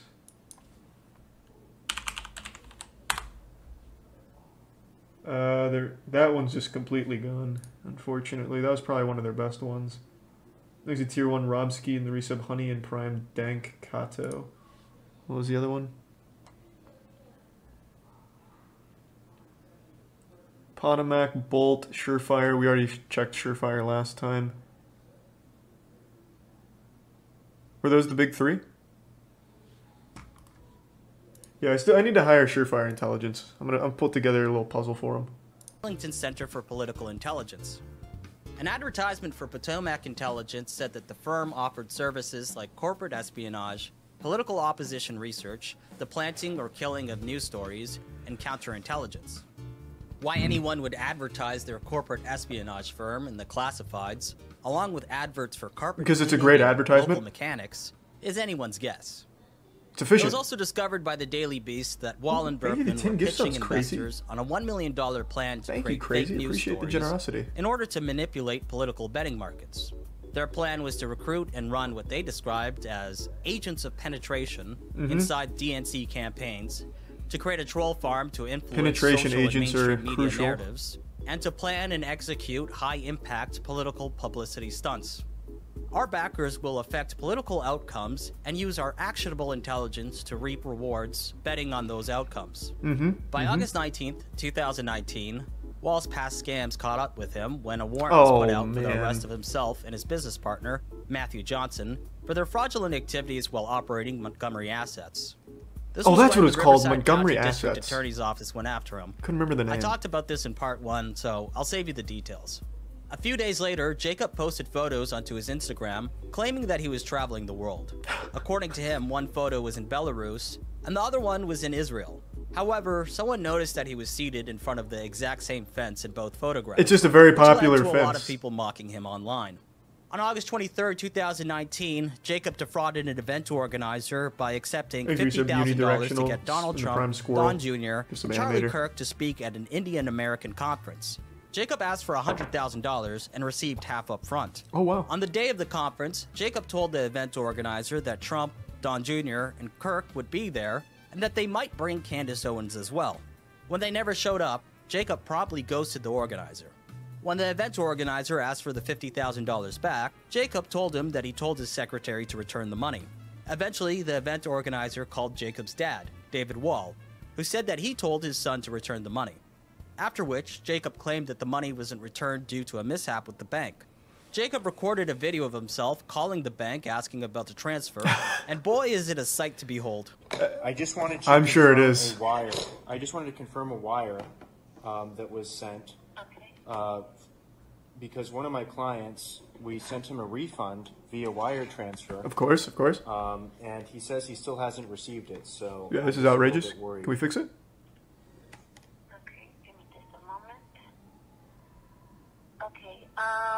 It looks like it has not been worked.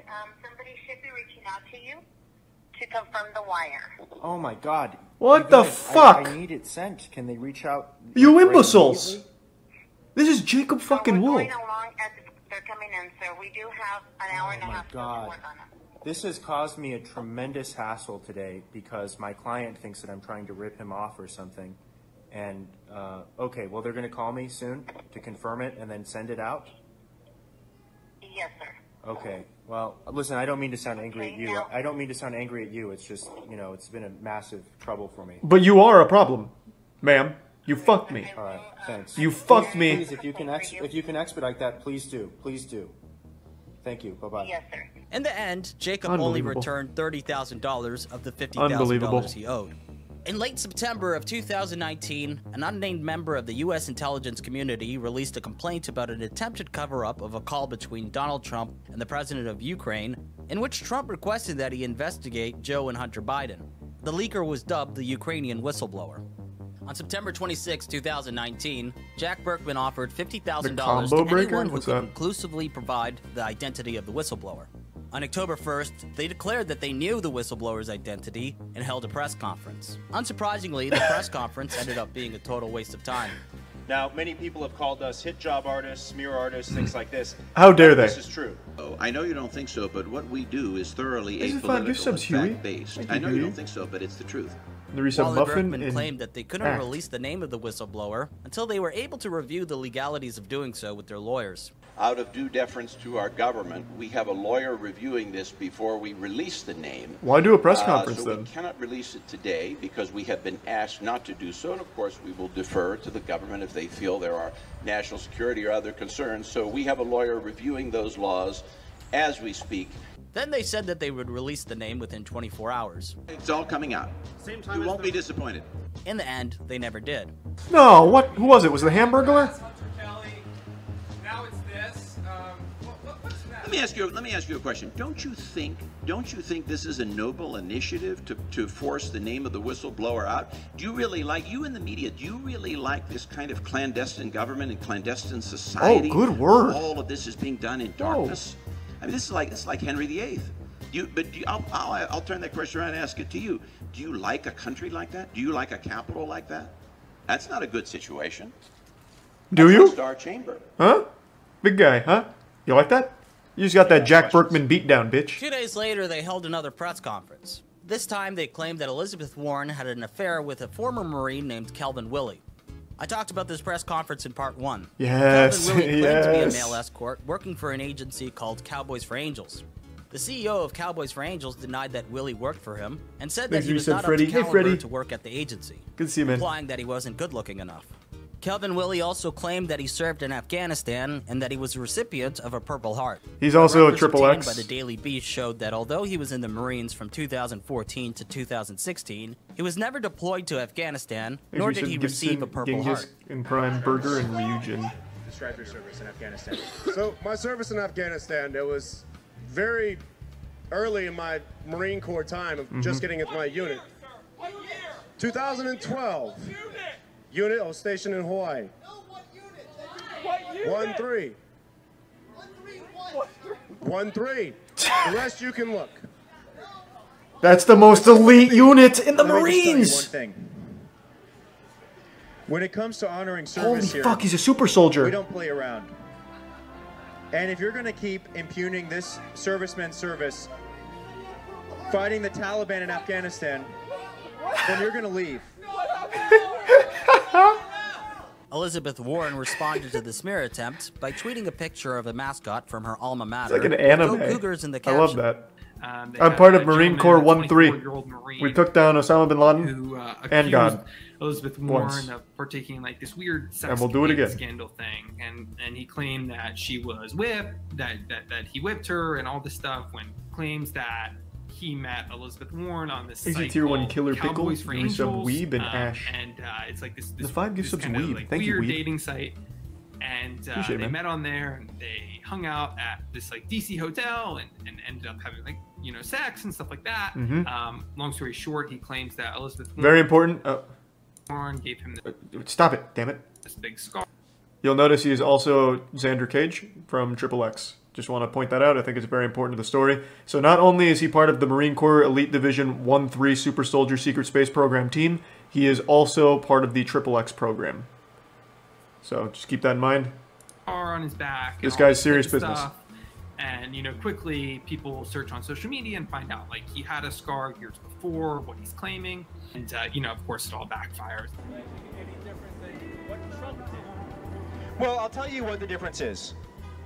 I'll tell you what the difference is. The difference is very Tell clear. him. Tell me. Trump is a peak alpha male. Oh. And so... And you're not? What do you mean? You're a peak alpha male too. When you look at President Trump, him engaging in an extramarital affair, if that's even true, I don't think it is. I don't think it is. Would be understandable, would be normal, would be average. What? But when you look at Elizabeth Warren, you're talking about a very frail, very old woman who's going to be hormonally challenged as it relates to the On the Hey, social Jack, media take it away. application Clandestine, Telegram, clandestine, Jacob Wall clandestine. celebrated his victory. He once again got the attention he so desperately desired. Fellow professional moron and Capitol Hill rioter, Baked Alaska, congratulated him for trending on Twitter. Oh, I actually totally forgot about that guy. Isn't he in jail? Or is he dead? There was something. A few days later, Jacob's name was mentioned. What happened to him, actually? He's either in jail or dead, and I can't remember which one it was. Let me see.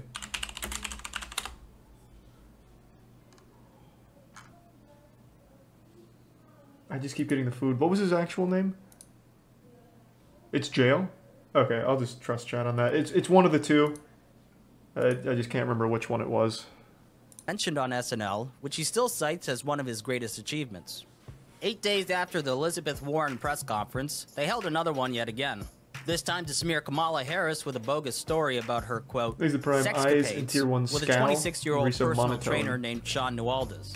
Wall and Berkman found Newaldis on Craigslist, where they posted a job offer for a male actor in his 20s to early 30s. Newaldis believed that he was participating in a show being developed by the defunct channel Spike TV, which had already been off the air for 2 years at that time. Newaldis also thought that the press conference was performance art, that the people who attended it were actors, and claimed that he didn't know who Kamala Harris was. I almost can't blame Newaldis for thinking that the press conference was performance art. True. Out of all the pressers that Wall and Berkman have held, this one's my favorite due to how truly absurd it is. It starts off with a rendition of the Star-Spangled Banner that's an absolute banger. Join us in the singing of our national anthem. We give Miss Kylie Andrews joins us today. Take it away, Miss Kylie. Voice of an angel. Oh, say, can you see by the dawn's early light? Following that, a fake reverend, who's also an actor, barely manages to read an opening prayer. Reverend Daryl Thomas will lead us in a prayer for Kamala Harris. A prayer for Kamala Harris. Thanks for some Tim, Morthar, and Wiz. I would like to issue the following prayer. Sodom and Gomorrah are the surrounding towns that gave themselves up to sexual immortality and perversion. Damn it be the harlot. Damn it be the whore. What? Damn it be the deviant. This What is preacher happening? for the press conference, and I was like, Did he read 50 Shades of Grey or a sermon? Kind of compound, kind of straight up tells me, he's like, oh, I'm getting paid, $200 to give, kind of this prayer. And I was like, oh, so they're paying you. And he's like, you know, I'm like, do you know what's going on here? And then long story short, you know, he had no idea. So there were kind of like signs that this was completely bogus. This was all kind of a scheme. Halfway through the press conference, Jacob Wall pretends to be served with a fake cease and desist order from Kamala Harris. Needs and desires. Hang on. What is this? What's going on here? What's going on here? He's like the WWE of politics. He should stone cold stunner him. Cease and desist. Not on my watch. Hang on. We've been served from the outset. Hey, hey, get the fuck off stage. Hey, to the Kamala Harris 2020 campaign. We will not be intimidated. This is a cease and desist, and she's asking us to cease and desist. Let me say loud and clear. What does Vince McMahon think, though? Yeah, you're right. We will get the truth out. The truth will come out. So yeah, it was a big, glorious mess. Fuck. Jacob at the damn you, Harris. Had taken a shutting him down. Like that, he turns the water on and then had a like so that it would be ready to shoot. Like it was one of those, you know, a hose with at the end a you know, like a pistol thing. I think he's having it available so he can shoot water at people, right? So the why? As soon as they handed out the press release, I kind of snuck behind their little car here and turned off their hose. He like turned the water on and had it available there so he could like spray people if they were like bothering him.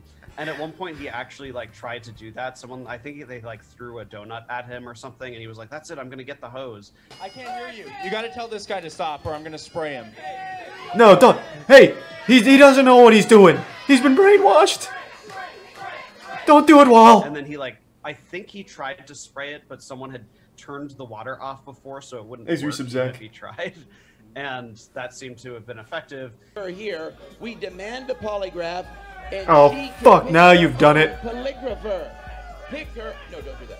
Once Nawaldis realized what he participated in, he recorded a video explaining how he was duped. Only 11 days after the Kamala Harris press conference, they held another one with the formerly gay and now totally straight media personality Milo Yiannopoulos. Damn, there's a name I haven't heard in years. Special. Ted Cruz is a swinger, and Nancy Pelosi is a drug addict. The video of the press conference is almost unwatchable because a member of the crowd blares an air horn throughout the whole thing. And if you are a candidate in any party, someone's playing the banjo. You come here to us. You come here to us. You get those rumors. If you don't come to us, you will not run. Also, at one point, someone starts chucking donuts at Jacob Wall. Was wearing. We've mentioned multiple things in the past. This is the best goddamn press conference I've ever seen in my fucking life. The crowd was so unruly that Arlington County Police showed up after receiving an and they started throwing donuts at Jacob. That her name was Kay Feller talked about an alleged affair. Just in case for anyone that didn't catch the first part of the lore, this guy's supposed to be security. Why not like start catching the donuts? You know, fucking slapping him down like, hey, stop it, get out of the way, I'm saving Wall. He just sits there. They pay him to do nothing. I'm pretty sure he's like a Craigslist actor as well, and he just got like a reoccurring gig. This guy is the true winner here. He gets paid just to hang out and like have some fun. Like no one's ever thrown donuts at Lewis. His name's Lewis. Fucking awesome. It is actually like WWE shit. This is fucking fantastic. She had with Senator Ted Cruz, which included details of several encounters at swinger parties. On March 17th, also, the whole setup reminds me of Stoop Kid from Hey Arnold. Swingers party. The senator had an immense concern that he might be recognized, so he wore a mask that obscured his whole face. It was later discovered that Kay Feller's name was actually Kylie Garcia Andrews, and that that she was the same woman who sang the national anthem at the Kamala Harris press conference, which was held only 11 days prior. She wore sunglasses as a disguise, and when someone asked why she was wearing them, Jacob claimed that she had glaucoma. Why is your witness here or your accuser wearing glasses? I'll tell you exactly why. It's because she's got glaucoma. Now we'd respect if you would show a little bit of reverence to her health issue. It's something that happens. Kylie Garcia Andrews was a good donut toss. All hired off of Craigslist. He told her that she was participating in a political satire reality TV show for Spike TV. Throughout the event, Milo Yiannopoulos I could totally believe that too. And smoking cigarettes while fiddling with his cell phone. He remained mostly silent, but when he finally spoke, this is what he had to say. Why are you a pedophile? Well, as you know, it's been a challenging year or two for me, and unfortunately, I've fallen so far. hard that I've now been reduced to my previous career. Is that Gilbert Gottfried hustling him in the back, heckling? A week later, Jacob gloated on Instagram that he hit the trending tab 9 times in 1 year, stating, "I promise you, no one else in politics has more fun than I do." On December 13th, 2019, fucking true, honestly. These press conferences are lit. Photos that showed United States I wish he wasn't going to jail for 20 years. Fuck, these are awesome. DNC donor Ed Buck and a naked black man. Ed Buck was a businessman and political fundraiser for the Democratic National Committee. Johnny. In 2019, he was arrested after a man legally overdosed in his apartment. It was later discovered that Ed Buck injected him with methamphetamine. Another man died in a similar fashion in 2017. A third man overdosed after being injected by Buck, but survived. So Berkman used this horrific story to smear Adam Schiff. Jack Berkman tweeted, quote, "The salacious photos of Adam Schiff recovered during the federal raids on Ed Buck's drug dens appear to have been taken surreptitiously, according to several congressional staffers who've seen the photos. In other words, this may have been an Epstein situation." While Berkman teased the photos for weeks, claiming that they planned to release them if the House GOP leadership did not do so. Welcome to Behind the Curtain. Well, Jack in Pittsburgh. I'm a Jack from Pittsburgh. We've never had you, though, Jack. Welcome. There's another Jack. I'm a Jack from Pittsburgh originally. And Jack writes, Jack, what a weird way of talking. Will release tomorrow the Adam Schiff pictures. What is this all about? Well, pictures that were seized in an FBI raid of Ed Buck's drug den. Remember Ed Buck's that bad guy in Hollywood, all kind of drugs. He's running kind of like this gay drug den with young boys, all kinds of things. Adam Schiff took a lot of money from Ed Buck. Buck raised money for years, and now we have compromising pictures that have been given to us of Schiff in Buck's drug den. Can you believe it? Now, Kevin McCarthy, House Republican leadership, also has these pictures. This has to be satire. I know, right? But it's not. Release them. He's our House Republican colleague. We want to give him a chance. He's concealing them. Kevin, if you don't, we will. 12:01 p.m. tomorrow, Wednesday, the 29th of Tier 1 January. Raikiri and Everybody will remember. Or Tier 1 Squirrel. Wednesday, January 29th. We'll call it the Ides of January. Okay, go to. First, they put out an obviously photoshopped image of Adam Schiff sitting with Ed Buck. Then, after much hype, Jack Berkman finally released the salacious photos, and someone was able to find that they were just blurry screenshots taken from gay porn. In 2018, Mark Tolson, a 60-year-old... How do we know the origin wasn't illegally accessed Jack Berkman's emails. He was able to do so because his wife worked for Jack Berkman and knew the password to Berkman's account. Tolson and his wife collected emails of interest and attempted to share it with a reporter and then an FBI agent. Tolson was later arrested and lost his job at the FBI. Mark Tolson took a plea deal, which required him to turn over 2 personal phones and 2 personal computers, and agreed to not contact Berkman again. Tolson was sentenced to 7 days in jail. Not being able to talk to Berkman sounds awful. He claimed that he accessed Jack Berkman's emails in order to protect Robert Mueller from being smeared with false allegations. However, the prosecution noted that Berkman owed Tolson's wife money, and that Tolson had a personal vendetta against him. Tolson's decision to share the documents with a reporter before this has to be another press conference. Also raised eyebrows. Get the banjo out. Simply wanted to protect Robert Mueller from being smeared, then why run to the press? 3 months after Tolson pleaded guilty, Wall and Berkman tried to drum up hype for a press conference in which they would reveal new evidence that they claimed showed the U.S. Attorney's Office used a FISA warrant to search their personal email. The press release was clearly fabricated and no one cared, perhaps because it lacked the salacious elements of their more popular announcements. And in the end, they didn't hold a press conference. What? However, a few weeks later, Wall would get the attention he craved once again, albeit inadvertently. On January 3rd, 2020, Wall was mocked on Twitter after he said that he would enlist in the army if Trump attacked Iran. A screenshot of the DM was shared on Twitter, and Jacob Wall once again went trending, which I'm sure he was delighted about. Thank you, man. If you're familiar with the name Roger Stone, it should be clear that Jacob Wall tries to emulate him. Roger Stone is a political hatchet man who's been involved in politics since the 1970s. He did lobbying work for the campaigns of former presidents such as Richard Nixon, no cool press conferences. Trump. A self-described dirty trickster, Roger Stone has been a major force in shaping the conversation surrounding electoral politics in the last 50 years. Much of Roger Stone's legacy hinges on his willingness to sow deceit and disinformation. But unlike Jacob Wall and Jack Berkman, he's actually pretty good at it. He cut his teeth as one of the pioneers of negative campaign advertising shown on television in massive doses. He was one of the early architects of the super PAC system, and he shaped what it means to be a modern DC lobbyist today. Roger Stone describes himself as an agent provocateur who is fine with achieving his political goals by utilizing distortions and half-truths. Through his willingness to use dirty tactics, but no press conferences. He sucks. A Republican political Jacob consultant Wall said, Roger was always a little rat. For most of his career, Stone managed to remain within the confines of the law. But in 2019, he was arrested and indicted for lying under oath about his knowledge of Hillary Clinton's hacked emails prior to WikiLeaks publishing them. On January 25th, 2019, Roger Stone's home was raided by the FBI in connection with special counsel Robert Mueller's probe into Russian interference in the 2016 election. Stone was arrested and charged with 1 count of obstruction of an official proceeding, 5 counts of false statements, and 1 count of witness tampering. A year later, a jury convicted Stone on all counts. He was eventually pardoned by Donald Trump on December 23, 2020. Nice. Wall and Berkman tried to insert themselves into Roger Stone's trial, first by creating a donation fund, then by releasing sealed jury questionnaire documents. It's unclear how they managed to get their hands on these documents. It was perhaps the first time that they had an exclusive to share with the public, but the way they shared the information was poorly executed. They arrived at... Is that true? This guy has a giant tattoo of Richard Nixon on his back. Excuse me while I fact check. Let's see. Oh my god. Oh, I can't. I'm glad I did this on the other monitor, because in the third picture there's Roger Stone being kissed by a woman with her titties out. You are right. I was expecting it to be like a full body yearbook photo, but it's just Richard Nixon's face on his back. Yeah, I can't put it on stream. Imagine Richard Nixon on a really old guy's back. Then you've basically got it. But like Richard Nixon as he appeared in Futurama. Nice. Yeah, I mean, that guy's right. That was not a joke. He does have a Richard Nixon tattoo. CPAC, an annual convention organized by the American Conservative Union, and were promptly escorted out of the building.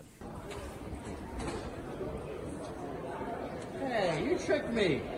You tricked me, you! Outside, they held a press conference. Yes! Wall and Berkman claimed that the juror documents revealed that the jury was packed with extreme leftists and people with ties to the CIA. The jury was packed with people that have ties to the CIA. Mm-hmm. And of course, as Men you in look Black. through these jury questionnaires, what I would point Secret out Space Program? is there's not a single person in this jury that says they watch Fox News. All of these people say that they're religious Rachel Maddow viewers, that they're religious Chris Hayes viewers, that they are religious followers of Russiagate conspiracy theory. Where's the banjo guy? During all of this, Jack and Jacob have an event where they release the jury questionnaires, which are confidential materials that are meant to prove on their behalf that somehow these jurors are irredeemably biased. Yeah, I know about the Killer Bean game. Now, what these work out to basically are just jurors who say, like, I watch MSNBC and stuff. I mean, this is not really, like, groundbreaking stuff. Roger Stone asked for a retrial, citing the single juror who said that she watches Rachel Maddow and Chris Hayes. She also listed left-leaning publications like CNN, Politico, and The Hill.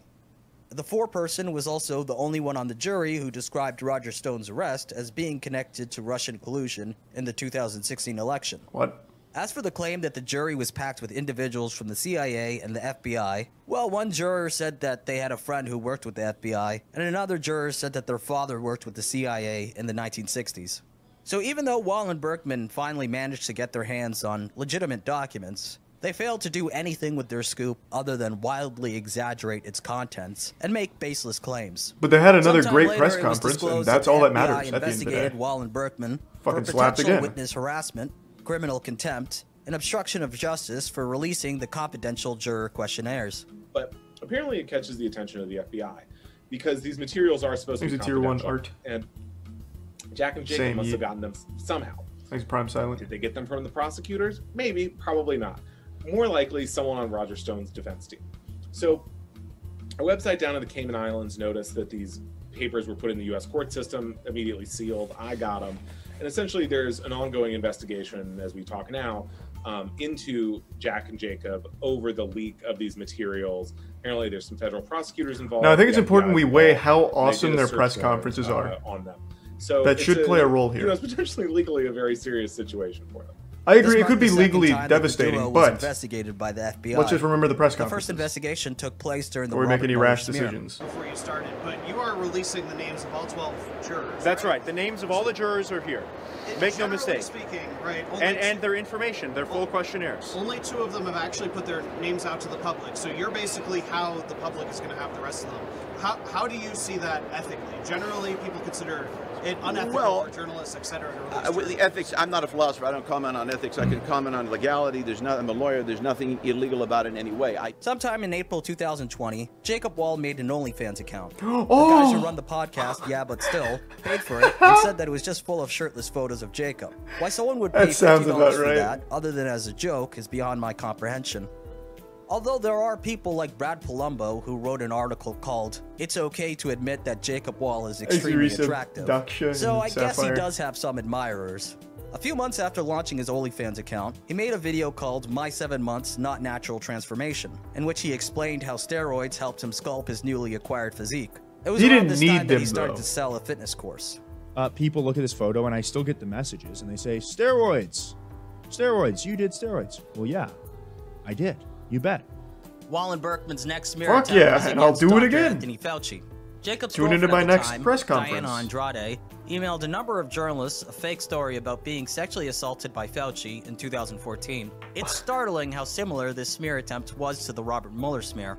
You'd think that they would have learned from that screw-up, but no, they pretty much made all the same mistakes. First, a press release was sent to journalists announcing a presser in which Diana Andrade would speak about her sexual assault by Fauci.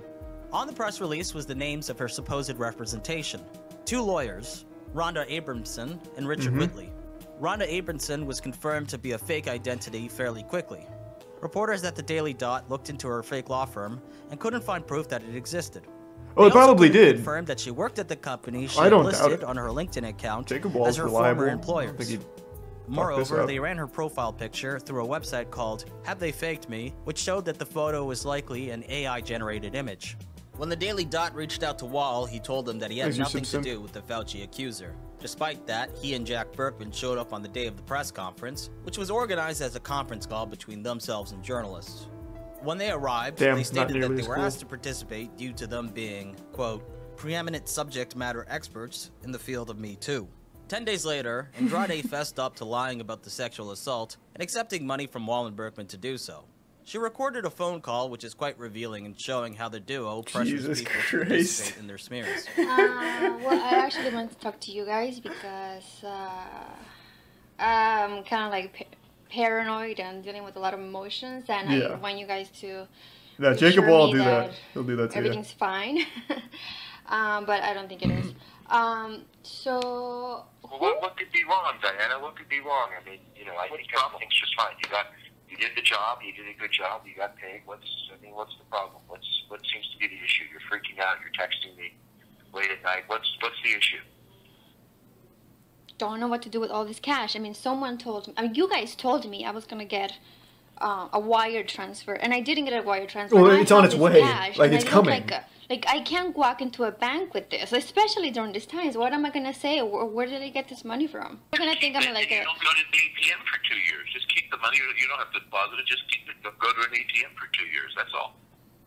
Well, even if I was to distribute this or find a way to get rid of it or keep it safe, I mean, I still feel like, you know, I kind of just want to give it back, and actually, I don't know what to do because. Okay, so you have the cash. The deal. We did what we did. I don't understand.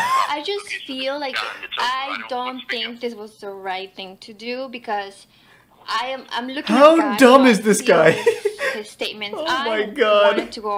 I wanted to become a doctor as well. You know, you guys know this. I was studying biochemistry. And so listen, okay, shut the fuck up. You know that we're evil, and you know that we faked all of these stories, and we paid you for it. Just trying to What's the problem? Destroy him, like bring him down, have all these accusations. I mean, he seems like a nice guy, you know, just trying to save people's lives. When you deal with a man, this guy shut the country down. He put 40 million people out of work. In a situation like that, you have to make up whatever you have to make up to stop that train. And that's the way life works, okay? That's the way it goes. I feel like you are not. This is the dumbest man. Holy shit. You know, I don't think you guys think this thing is. Viruses like this happen for a reason, okay? it's not just any virus. I mean, it's a huge deal. I mean, I don't even think you guys think it's the real virus. I think you guys think it's like something made up, and it's not. Look, here's the thing. Mother Nature has to clean the barn every so often. I mean, you know, I don't see anything, whether how real it is, who knows. But, you know, so what if 1% of the population goes? You know, so what if you lose 400,000 people? 200,000 of them are elderly. The other 200,000 are the bottom of society. You got to clean the barn. So I mean, what? if it's real, it's a positive thing, for God's sakes. You were readily... Is this this is an actual living, breathing human being? He is on this call, admitting to so many crimes with, like, the whole fake story and everything, which he's been outed for, like, his whole career. And he's still just going on and on and on. It's a full-blown supervillain monologue without the slightest inkling of suspicion, despite the fact that this girl is being really obvious with what she's saying. Like, I feel like most people would be like, it's a pretty leading thing to say. Is she trying to get me to openly admit to this actual crime? Might as well do it just in case. I'll admit to it, and we'll see what happens. It's fucking crazy. Needs to be some Fishy and Ahab. Like, I thought for, like, 1 second that maybe Jack was some kind of fucking crazy performance artist who would just go along with these press conferences as some kind of long-form comedic joke.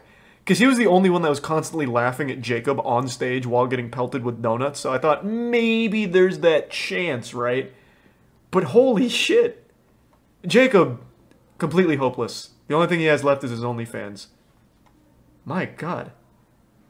And now we're done. That's all. Thinks we should fall Look, out. we're one and done, okay? So you made up a story. So what? You got tape for it. Who cares? You He just made up a keeps story about he keeps referencing it. And that's it. That's all there is. Don't talk to anyone about this. Not your parents, not anyone.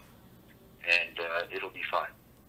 Okay. And is Dr. Fauci fine? I mean, is everything going to be fine with him? The hell with him. Don't worry. The hell with him.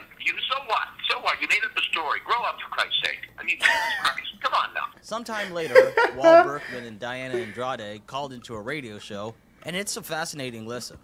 None other than Jacob Wall joining us right now on the line. He's a tier 1 I appreciate you apotheosis. coming on. How are you? Larissa Pandi. Yeah, I'm here, guys, and it's great to join you on the show. And also with me, I thought it would be great. I have Jack Berkman as well, and I have Diana, the girl who yesterday blew the whistle. She joins us here on the phone as well. Diana, I appreciate you coming on. I guess I will start with you. All the reports came out yesterday that you claim that you were paid by Jacob Wall to lie and say that Dr. Fauci sexually assaulted you. Why did you say that, and what can you tell us about it? Resub Chief? No, I did not say this. I did not say this, and this didn't happen. So you were not sexually assaulted?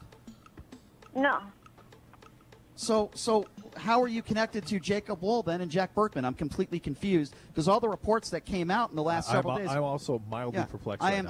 All the reports that came out yesterday are claiming that you were told that you were paid to smear Dr. Fauci. No, that makes no sense. And now you're telling me that this sexual assault never happened in the I first signed up place, to so I'm Jacob Wall's extremely OnlyFans. confused. And What's the truth here? I was paid to lie, but I didn't lie. Oh. So who paid you to lie? Oh, right. I'm not sure. Well, okay, You know, let me jump in. No. I'll let you jump in a second. Hold on a second, Jack. Hang on a second. You're telling me. She said that hold on a second. that she took JD, the money. JD, She took the money hang and, on a and second. didn't follow through JD, with her into the you agreement. got to let me. Ma'am, with all due respect, you're telling me you were told to lie, and you can't tell us on live radio now who told you to lie? Ma'am, that makes no sense. No, You're losing credibility it was like by the second. It was like a man in a hood. Jacob told me to lie. I want to go to Jacob right He kept now. saying, like, Jacob, now you have a Anakin, woman- hold on, now you have a woman Misa, on the line no right thank now. you. You Jar Jar. yourself who Binks, says fuck, that's you who it was. told her to lie and you paid her to smear Dr. Fauci. What do you say to that? Well, first of all, she did not say that I paid her. First of all, she did not just say said that. I that. paid That's her. I not think true. we She should just make said clear. that. Jacob, with all due No, respect, she didn't, she and I'm sure just she'd be said happy to you say, told I her to lie. paid her. Okay, well, let's ask her then. Who paid you? Who paid you? Ma'am, with all due respect, who paid you? I didn't know the guy. He came somewhere and you know. But you brought up Jacob's name. He was wearing Okay, sunglasses and Jacob's name. a suit, You had a briefcase. just said that DB Jacob Cooper, told you I to think. lie. He gave you a Yeah, script. Jacob told me to lie. Okay, Jacob, why are you telling her to lie?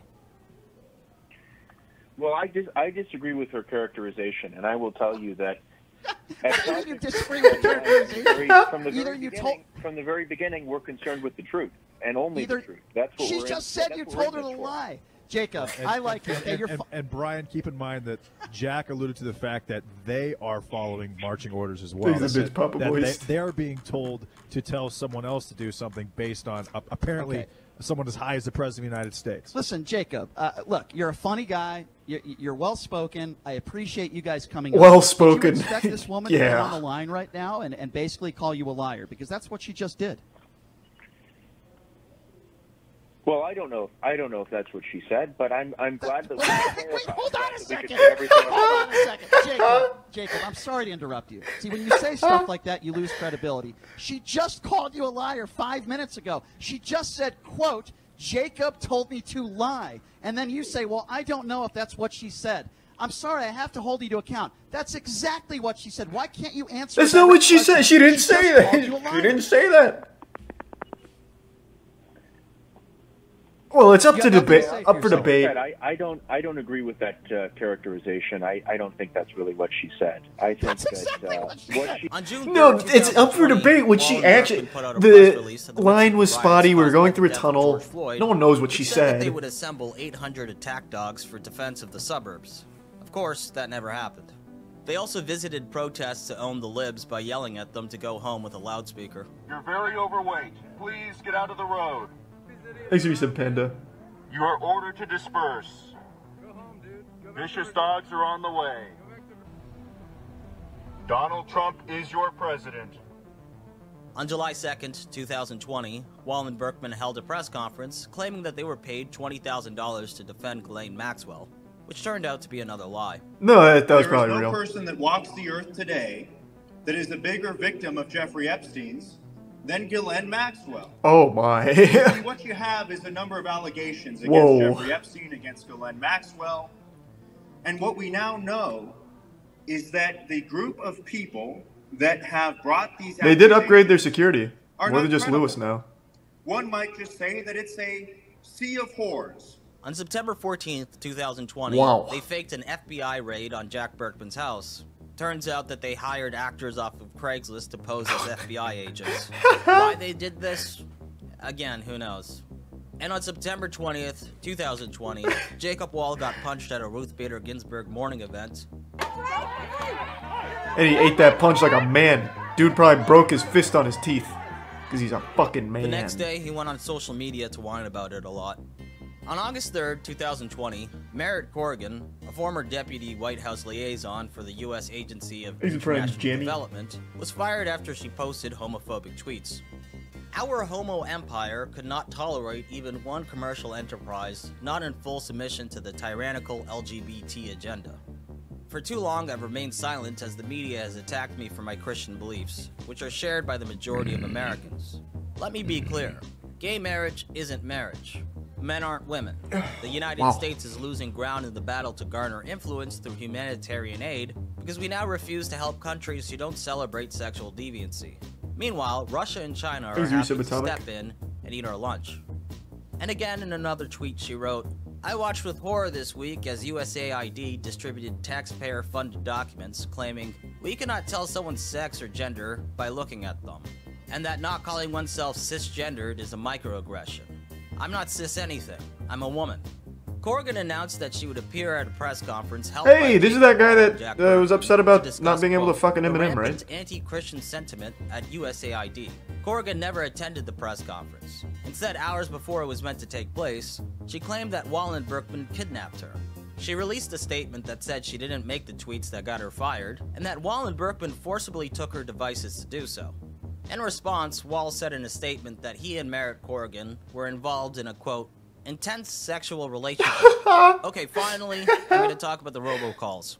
Mail-in voting sounds great, but did you know that if you vote by mail, your personal information will be part of a public Thanks for some database Bahar that will be and the used Prime by Acid. departments to track down old warrants and be used by credit card companies to collect outstanding debt? The CDC is even pushing to use records for mail-in voting to track people for mandatory vaccines.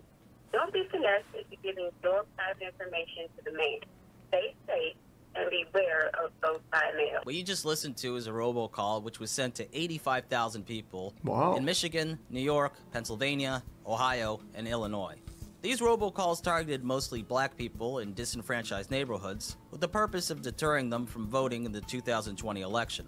The robocall stated that mail-in voting would be used by police departments to track down old warrants, as well as by debt collectors, and by the CDC to track down people. So this is why they're facing 20 years then, huh? In Michigan, the Attorney General filed several charges against Wall and Berkman for disseminating the robocalls. On October 8th, 2020, the duo turned themselves in to the Detroit Detention Center.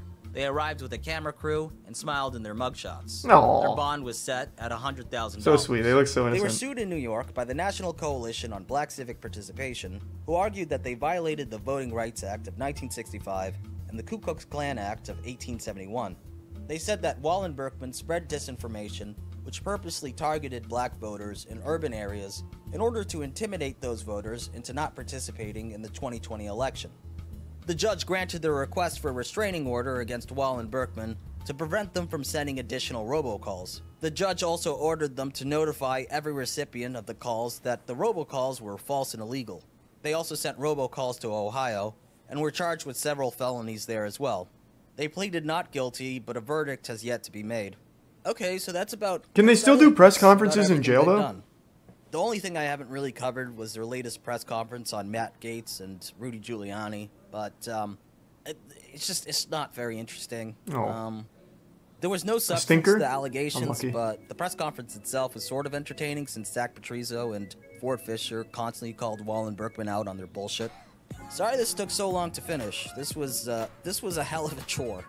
I am really happy that I am finished covering these guys. If you've been following me on Twitter, God, you probably another see that I've been banger. complaining about it a whole lot. So, if you like what Part I do, 2 please was consider even supporting better this than channel on part Patreon. 1. I would like to hire a team of people to help me Fuck. put these things out faster.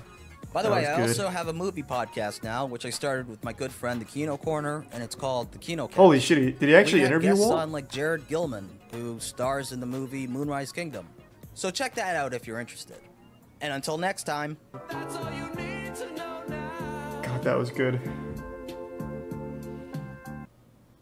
Those press conferences, man, are so fucking amazing.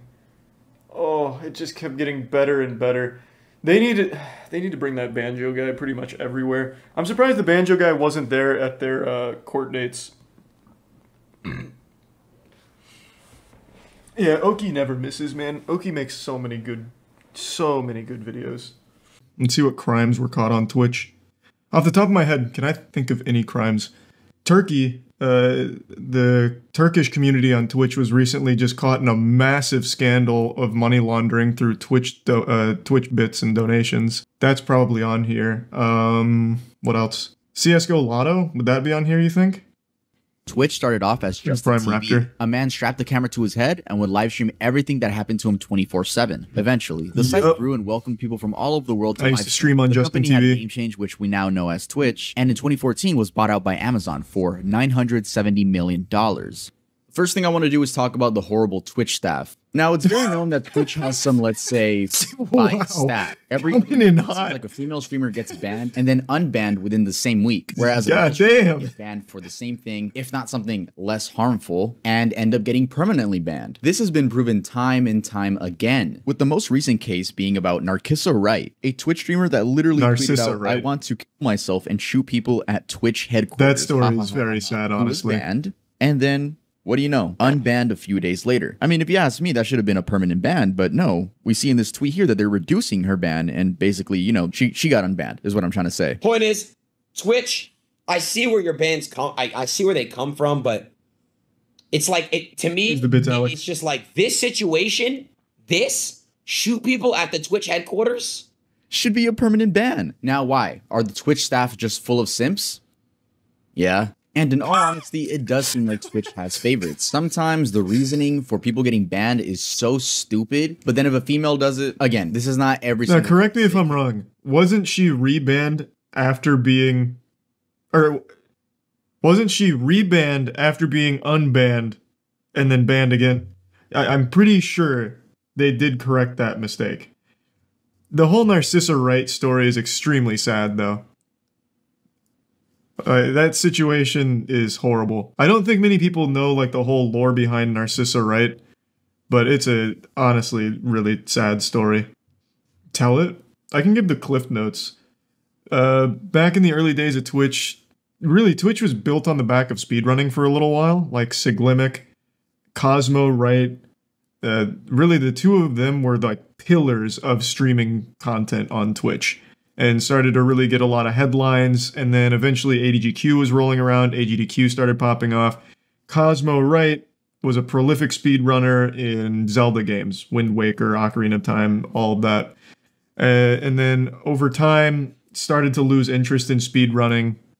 I remember, I think it was 2016, Cosmo Wright entered into a Nintendo-sanctioned competition with a guy named John Numbers, where they were playing Mario Maker as a contest.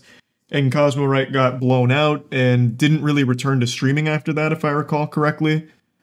And then after that, Cosmo Wright's mental health seemed a little spotty from what people were seeing. Eventually, Cosmo Wright transitions into Narcissa Wright, and from there, the streams that she would do were really focused on like really negative things, and it was very like a toxic environment. Eventually, Narcissa stopped streaming for a while, and what I understood is that she just outright stopped altogether.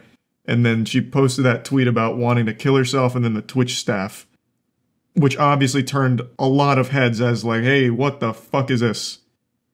So that's where the story's at. There's a lot more nuance to it, but that's kind of like the Cliff Notes breakdown. That whole story there, a lot of like sad and unfortunate things happened along the way. But since I was so big into watching Siglimic, Cosmo, that whole community of speedrunners, it's something I actively followed for a really long time.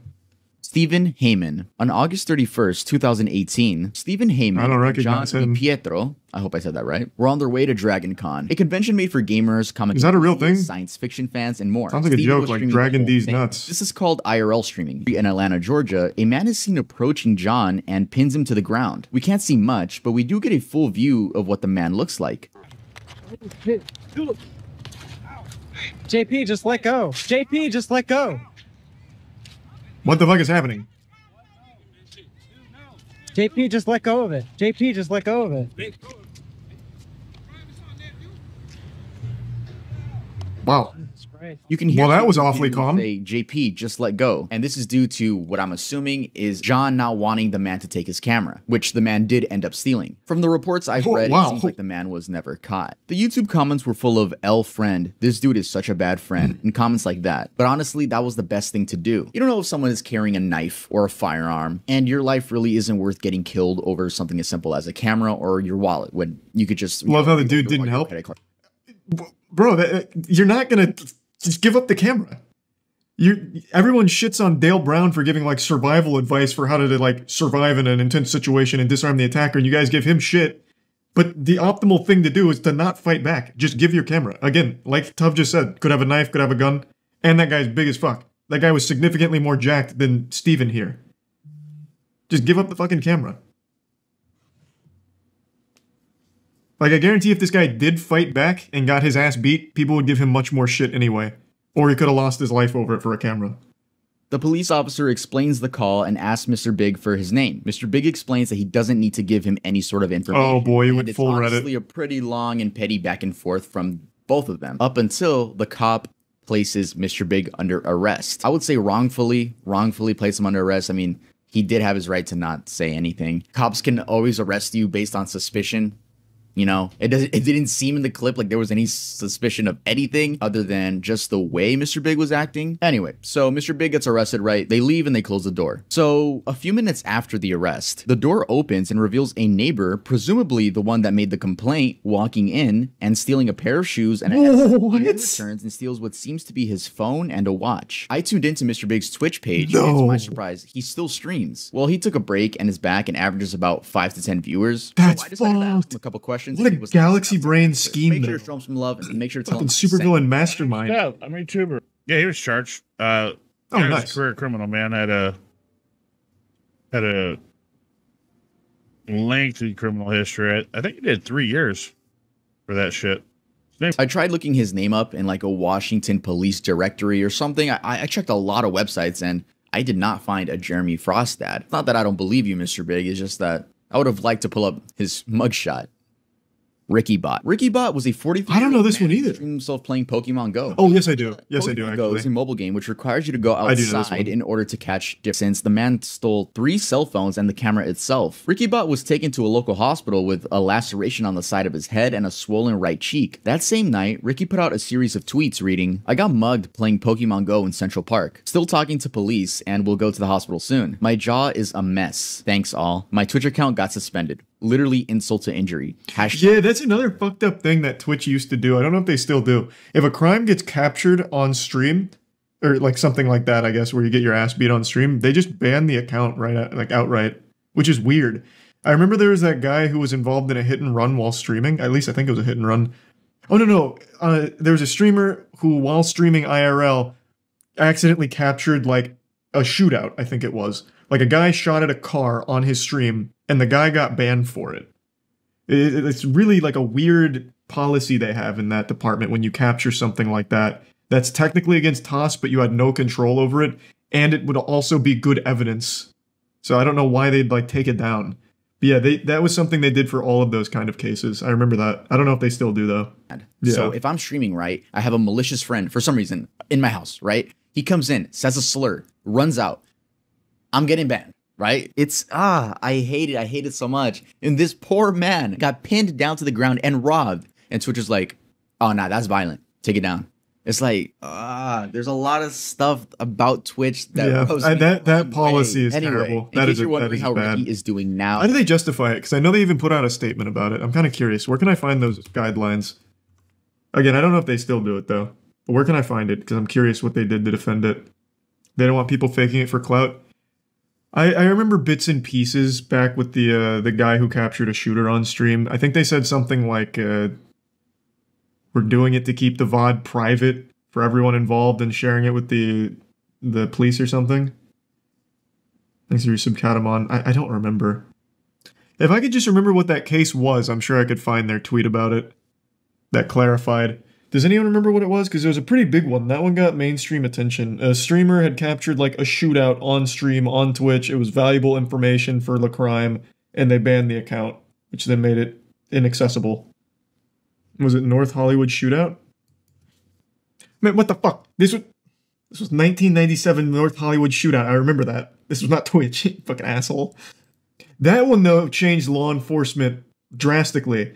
So this is totally unrelated to anything we're watching here with the Twitch crimes. This shootout is fucking crazy. So 2 robbers were armed to the teeth, like full-blown juggernaut from Modern Warfare 2. Oh, pull it up, Jamie.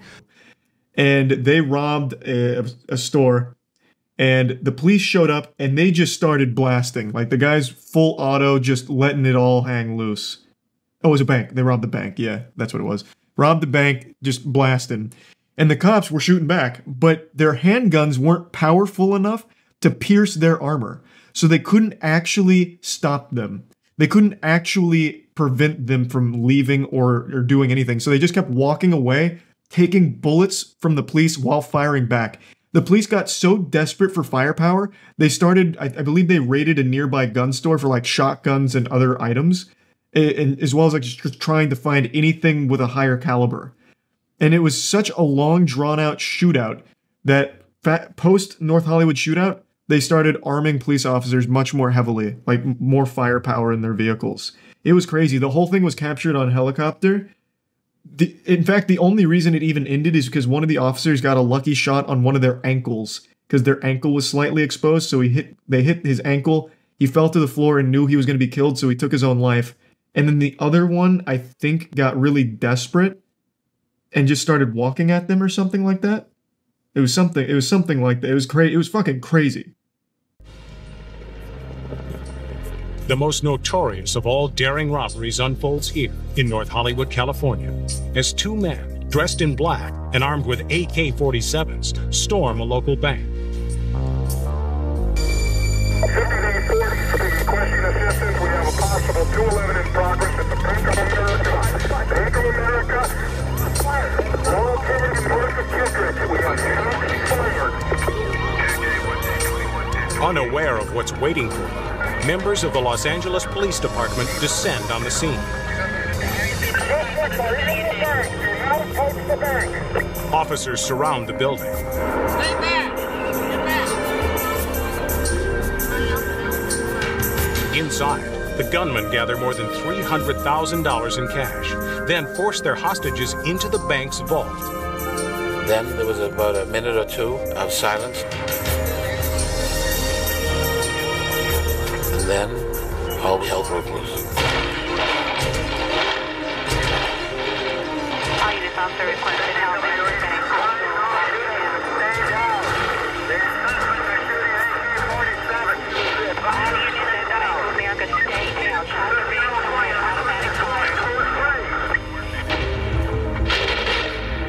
As the LAPD returns fire, they make a frightening discovery.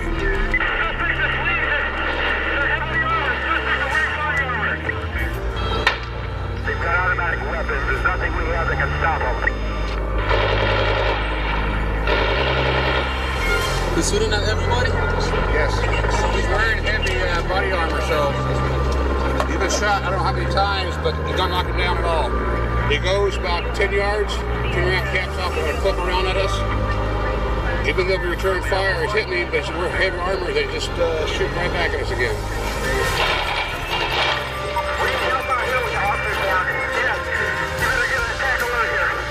Any unit know how many officers are down? We have one. There's more than one officer down. Desperate for more powerful weapons to fight the suspects, officers rush to a nearby gun store to rearm. We've got several civilians hit also. Roger, several civilians are hit. Shots are still being fired. Officers use caution. The officer's next concern is evacuating the wounded from the battle zone. Should be out there where I need some type of heavy-duty vehicle to do this, because we are all pinned down by automatic gunfire. Luckily, a commercial armored car is spotted on a nearby street. Officers quickly commandeer the vehicle and use it to retrieve the victims. What was really unique about this situation is how coordinated the officers were. They couldn't always see one another, they couldn't always hear one another, but yet they had a sense of what was going on. By now, more than 100 officers are involved in the battle.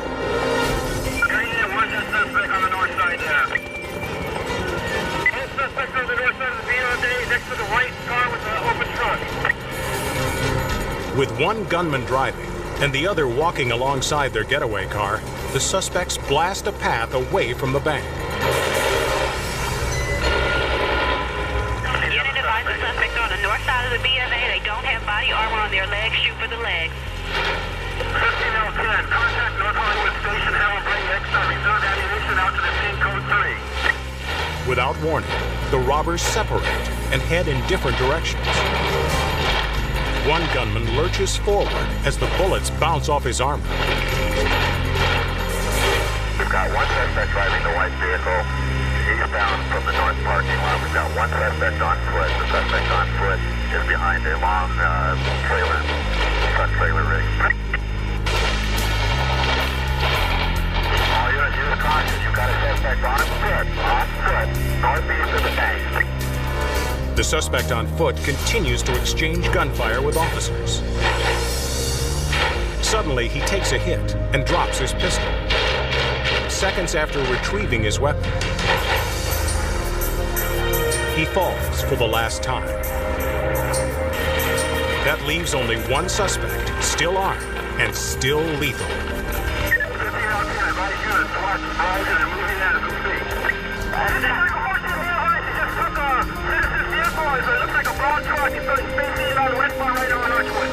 The second bank robber unloaded some of his weapons from his vehicle, put them into the pickup truck, even took his garage door opener so he could open his garage door. Thought he was going to make it back to his house.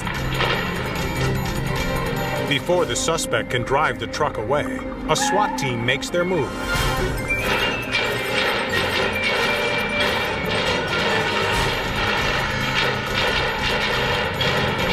You're saying this can't be going on. This is stuff that's in the movies. This can't be going on. But you know what? Reality is a whole lot stranger than fiction.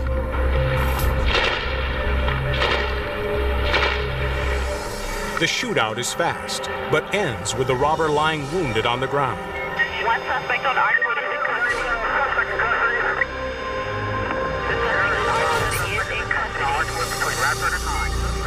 The suspect later dies from his injuries.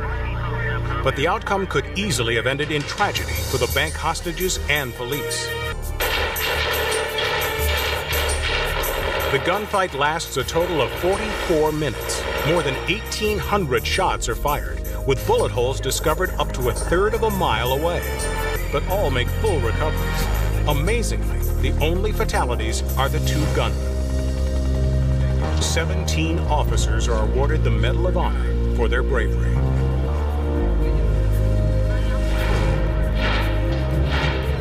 I don't know how two bank robbers could have had better weapons or had better planning than these two, yet the police officers were able to defeat them.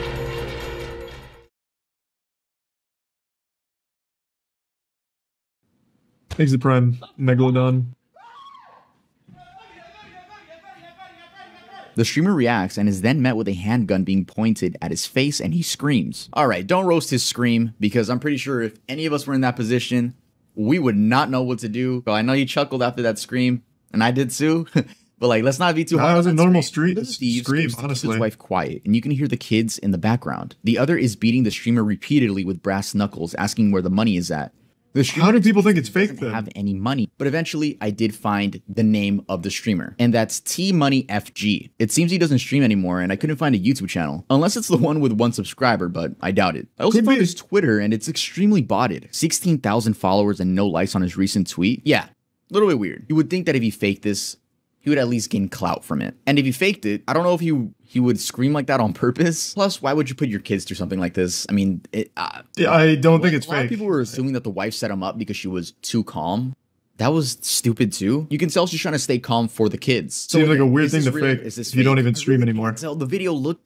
Someone found it.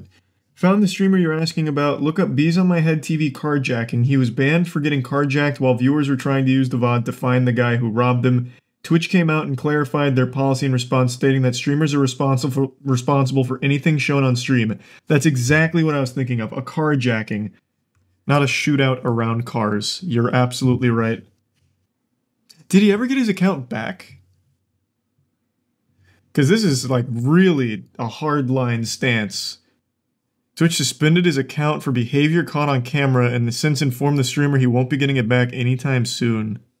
Thanks again, security breach. No, not the Five Nights at Freddy's game. So 6 months ago, on October 6th, Twitch was hacked and a torrent. Oh, hey, yeah, this was the 25 gigabytes worth of leaks appeared on 4chan, and that included source code, streamer earnings, encrypted passwords, and more. We bring to you today an extremely poggers leak. Twitch is an American video live streaming service that focuses on video game live streaming, including broadcast of esports competitions operated by Twitch Interactive, a subsidiary of Amazon.com. Their community is also a disgusting, toxic cesspool. Beginnings, mobile, desktop, and video game console Twitch clients, creator payouts from 2019 until now. Find out how much your favorite streamer is really making. And then they link. Did they ever release the second part to this? Jeff Bezos paid $970 million for this, and we're giving it away for free. Hashtag do better Twitch. Though a bunch of stuff got leaked, people mainly focused on how much their favorite streamers were making. I mean, your passwords were at stake, but people were, you know, kind of mad at XQC for being a millionaire, which we all know. We all know he's a millionaire. No, that was a surprise to everybody. Saying they didn't make sense. It's really funny because a lot of Twitch streamers have their sub count like on the top of their head. They're letting no, that doesn't mean anything. It just takes a little bit of math. And they claimed that a part 2 was coming out, but that never happened. Many people just assume it was an ex-Twitch employee or a Twitch employee who knew they were going to be fired. I doubt it was an ex-Twitch employee. Right, before I go, I'm just going to end this off with a big bang.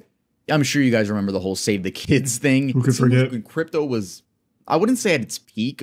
I would say at its peak popularity within the internet culture, there were a lot of influencers really taking advantage of this. This doesn't even count the NFT thing, right? This is crypto. Crypto and NFTs are very similar, but they are different, right? Shitcoins versus NFTs. There were a lot of influencers promoting a bunch of scam coins, and once their fans would like buy the coins, they would quickly just take all the money, dip, leave the coin with no value. I mean, even Aiden Ross admitted to doing this. Chat, by the way, that MILF token back. This one. I already told you guys, don't buy that shit. I got paid a bag to do that shit. Like, I don't give a fuck. How many of you guys actually bought it? Oh my god. Which was Ice Poseidon. Now, Ice Poseidon used to be very popular on Twitch. We know this In one. case you guys haven't heard of him, he's very popular for getting swatted. Yeah, that's what he's known for. He once got swatted on an airplane. I actually don't know if I'm allowed to watch his story on Twitch. We all know this one though. He openly admitted to stealing, what was it, 300, 500, what was it, $300 or $500,000 from a shitcoin that he was pumping. Just very open. Watch it? I'll just explain it. I made a whole video on it when it happened. Ice Poseidon was pumping a shitcoin. Somehow his community bought into it. He ran away with 300 to 500,000. I don't remember what number it was, but it was somewhere in that ballpark. And he then went on CoffeeZilla's channel and openly said, yeah, I took the money. I was worried the coin was going to lose some value, so I thought I might as well take the money before it hit zero. And he was just very open and honest. And then CoffeeZilla said, hey, why don't you just give the money back since you still have it? I see it in your wallet. You could give the money back. And he said, I could, but I don't want to. Yep. He's fucking crazy. Meet Frane Selak, an elderly music teacher from Croatia, and depending on how you look at it, either the world's unluckiest or the world's luckiest person to ever live. His unbelievable yet true story begins on a cold winter's day in 1962. Traveling from Sarajevo to Dubrovnik, a fault with the line caused his train to jump the track and plunge into the freezing river below. Hey, fuck While yeah. other passengers were killed in the crash or drowned in the sinking wreckage, suffering a broken arm, We've Frane seen this managed to story. escape and swim I to couldn't shore. tell you. It doesn't ring any bells. Little did Frane know at the time, but this incident marked the beginning of a series of bizarre events that would occur over the next 40 years of his life. The following year, while traveling aboard a small plane bound for Rijeka, disaster struck for a second time. Mid-flight, both engines stopped. He needs to just stop cabin taking pressure public dropped, transportation. And the plane began losing altitude. You might have thought that this was probably the worst thing that could have happened, but you'd be wrong. While the plane plummeted towards the ground, a malfunctioning door blew off, and poor Frane was sucked out of the aircraft. What? Tumbling through the air without a parachute, Wait, are you Frane fucking must have serious? thought he was a goner. Wait, that's amazing. But while the plane crashed into the side of a hill, killing all 19 on board, Frane somehow managed to land in a haystack and survived with only minor... This is absolutely not true. No fucking way. Oh, Frane. That was Frank. He's still alive, too.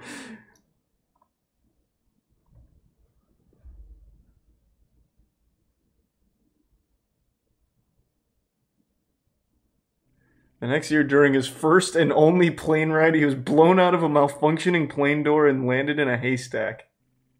Well, what plane crash was this? Every plane crash is very well reported on. Which one was this? God damn, Maki. Another fat 20, thank you. Thanks to the resub, Ed Boy. Thank you, Maki. This could all very well be a lie. What plane crash was this? Every single plane crash like ever on a commercial airliner is reported. For obvious reasons. It was 1966. It doesn't change anything.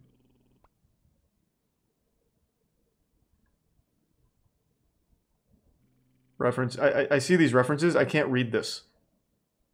Supruga Lodos. Oh, actually, can I translate? Let me see. Forgot we have that technology now. Well, that didn't work. It's also a lifestyle magazine, it seems. Source number 6. Oh, here we go. Well, that didn't work.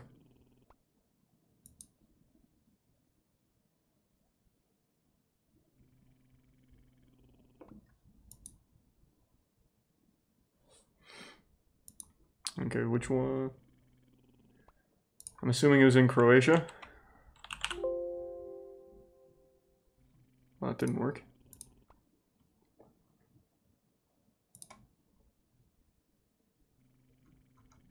Wow, there was a lot of plane crashes in 1963. Holy shit.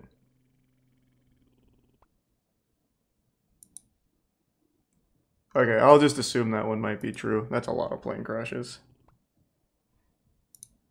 Minor injuries. Another 2 years went by before Frayn's next brush with death.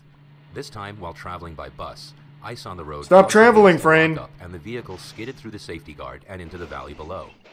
4 passengers were killed, but not Frayn. Tired, or perhaps terrified, of public transport, Frayn began to travel mostly by car. Good call. But that didn't seem to help either. Should have done skateboard, In 1970, maybe. his car engine burst into flames, but Frayn was able to jump free before it exploded. Then, 3 years later, in 1973, the fuel pump in his new car ruptured, causing another engine fire. But this time, the flames were blown straight at him through the air vents. Needless to say, he survived this too, albeit with less hair than he began with. In 1995, he survived being hit by a bus. And in 1996, this guy's awesome. His truck driver forced him off the side of a mountain road. His car plunged 300 feet and exploded in a ball of flames. But Frayn wasn't in it. Having somehow jumped out of the window, he was found clinging to a tree some way down the cliff face. Frayn is like a fucking perfect stunt man. He's mastered the art of diving out of exploding vehicles. Thank you. Oh, goddamn. Thank you for the 10 gift subs again, Maki. And the tier 1 Anchor and the resub Mega Rooney, Anuna, 21 Savage, and Prime Zazfo.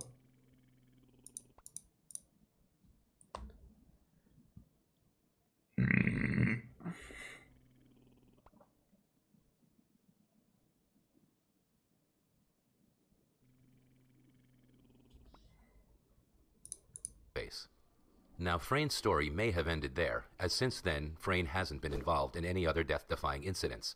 However, there is one last twist to this man's incredible story.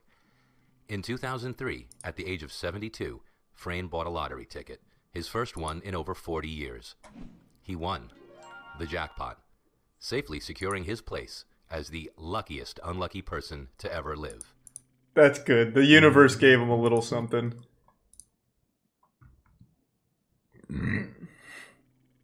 He won $1.1 million. Back team. Oh, thanks to resub Arc, TK, and Jackie. I really hope aliens have visited Earth or will visit Earth at some fucking point. That'd be so cool. Thanks to the gift sub Kioxy. That means it's okay to leak. I'm still not going to give away the guy's info, but yeah. I don't even know how much I can even say without getting whatever in trouble, but yeah. He would tell my parents all kinds of goofy shit about, like, military. And he was big into the alien stuff, like I said. I would have loved to ask him about it. It's a fucking shame. UFO busted? I mean, I don't really need to go into the science and math of why a UFO is probably not an alien visiting us. I can just kind of rationalize that. The man who vanished into thin air. In 2006. Hold on, let me fact check this before we get in there. A former Canadian Defense Prime Minister confirmed that aliens live... No way. Canada's ex-defense minister... Aliens would give us more tech if we'd stop wars. What? He doesn't seem overly reliable. Paul Hellyer, who has long insisted that aliens have visited Earth for many years, says that when aliens saw the atomic bomb, they decided that we were a great threat to the cosmos. I'm gonna be honest with you. I'm starting to have my doubts. I don't want to disturb what you're doing, but there are 4 different species of aliens that have been visiting Earth for thousands of years. The Star of Bethlehem is one of God's flying saucers, he added. And he used to believe that there would be between 2 and 12 different species of alien, but now he's received reports that there might be as many as 80. Using this guy as an argument to prove that aliens live on Earth is probably the worst person you could have represent that. Holy shit. This is nuts. Thank you for telling me about this guy. I want to read more about him. Paul Hellyer.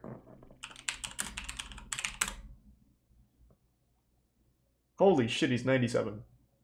Alright, let's run it. 27-year-old Brian Shaffer walked to a bar and was never seen again. Hey, you the 5 gift subs The again, case looking. has since received widespread attention and a thorough investigation. But to date... Stop bringing up Bob Lazar. Everything I've seen from Bob Lazar seems wildly wildly hard to believe. I don't know, I was having such a hard time saying that. I've looked up the whole Bob Lazar thing. Unless maybe I'm looking at biased sources or something, but everything I've seen seems like there's a real lack of hard evidence and credible source. Unless there's new shit from Bob Lazar over the last couple years. I also saw that, Remy. Israeli space security chief recently said that aliens exist in a galactic federation. Right?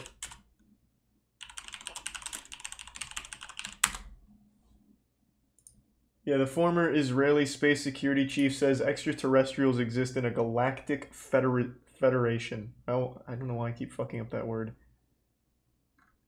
I hope all this shit is true, to be honest. When classes ended on Friday, March 31st, 2006, He's it the signaled the prime start peasant. of spring break for Brian Shaffer, a medical student at the Ohio State University. He started his big break from school by having dinner at the Outback Steakhouse with his father, Randy Shaffer. Randy later He's the tier stated 1 that rust-proof. he never understood why Brian would go out that evening. He seemed exhausted from studying so much. After dinner, Brian met with his friend, William Clint. You believe Florence, cursed milk but not Bob and they Lazar? I celebrated never the believed start of cursed spring milk. break I was asking like for the any college science student behind would. it. I didn't realize it was a fun night fucking of drinking prank. and de-stressing. The two walked to the Ugly Tuna Saloona, an indoors bar located in Columbus, Ohio. Brian invited his brother, Derek, and Derek's wife, Maureen, but they had gone to a show at the Funny Bone Comedy Club, which ran late. They left the show tired and decided to drive straight home, passing on Brian's invitation. At around 10 p.m., Brian called his girlfriend, Alexis Wagner, who was also a second-year medical student at the same university. Thanks to give Subkaz. She and Brian were scheduled to fly to Alan. Miami on Monday morning, so Prime she Boyle. decided to visit her family in Toledo before leaving. After his call with Alexis, Brian and Clint went bar hopping, visiting several nearby John. locations, such as the Short North Tavern and the Brothers Bar. They had a shot of hard liquor at each stop, while working their way down to the Arena District.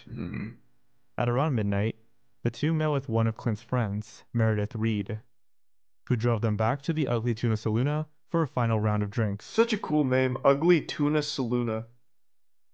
Sounds like the worst place At to get around drinks. 1:15 a.m., security footage captures Brian, Clint, and Meredith making their way up the escalator to the Ugly Tuna Saloona.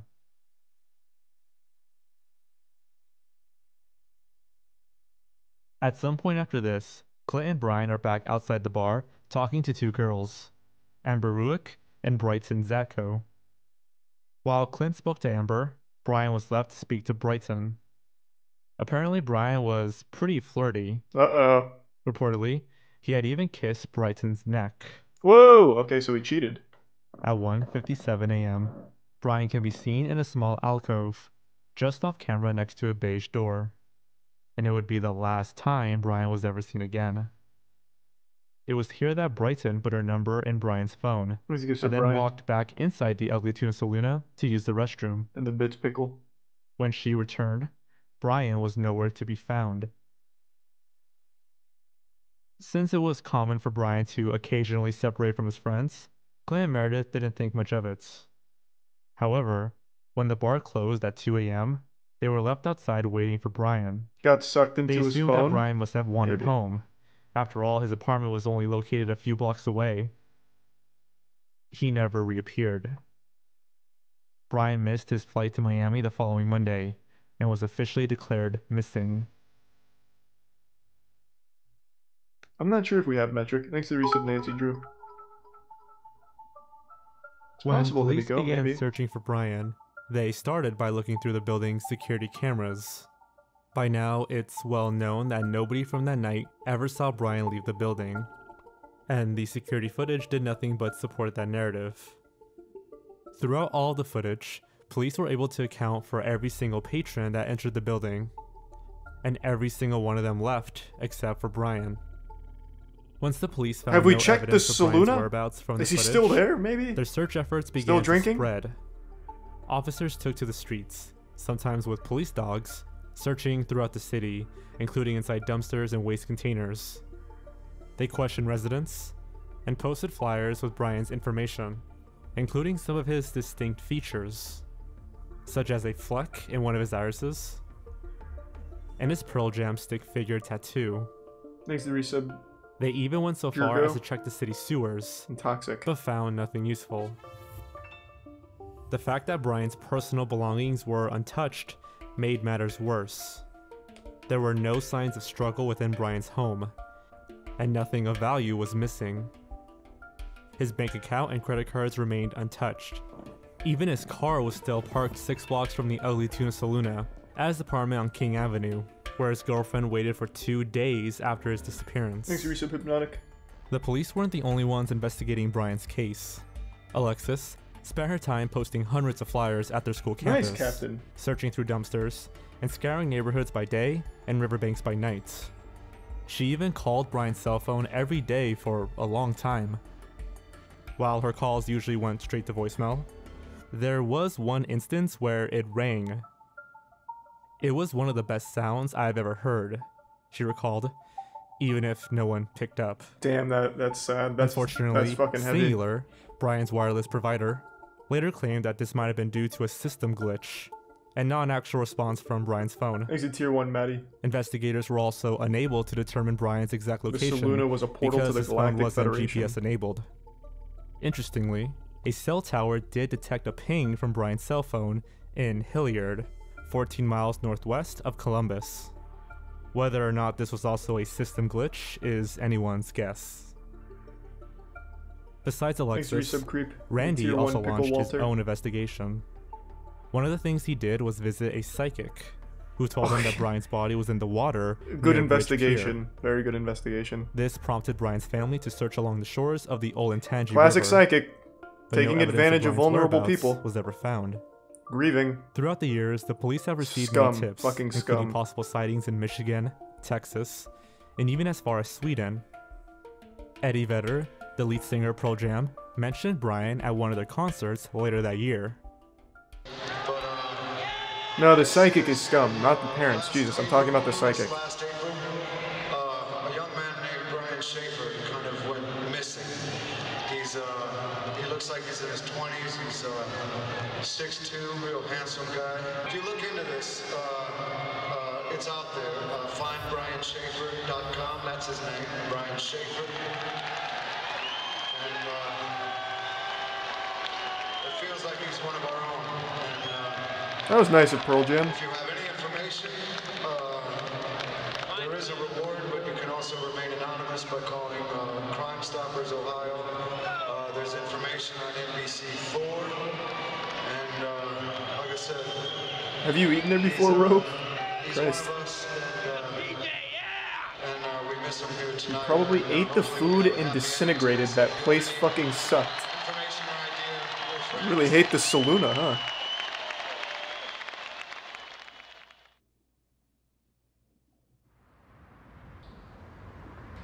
So you can see it's quiet, you know? And imagine at 2 a.m., 3 a.m., you know, the bar was probably packed, but around here, especially if it was under construction, there's a really good chance, you know, no one would be here. So there's a parking garage right behind it. So here is the east side of the building that he disappeared in. Probably Onyx. I think so. From parking garage. Thanks for the 20, man. Here's one emergency exit. So this could have been one of the doors that he came out of. Fire pump room. There's another emergency exit. But this is there's the other. What was the name of the emergency place? exit. The This is Filthy one they Tuna could- Saluna? He could have went out of.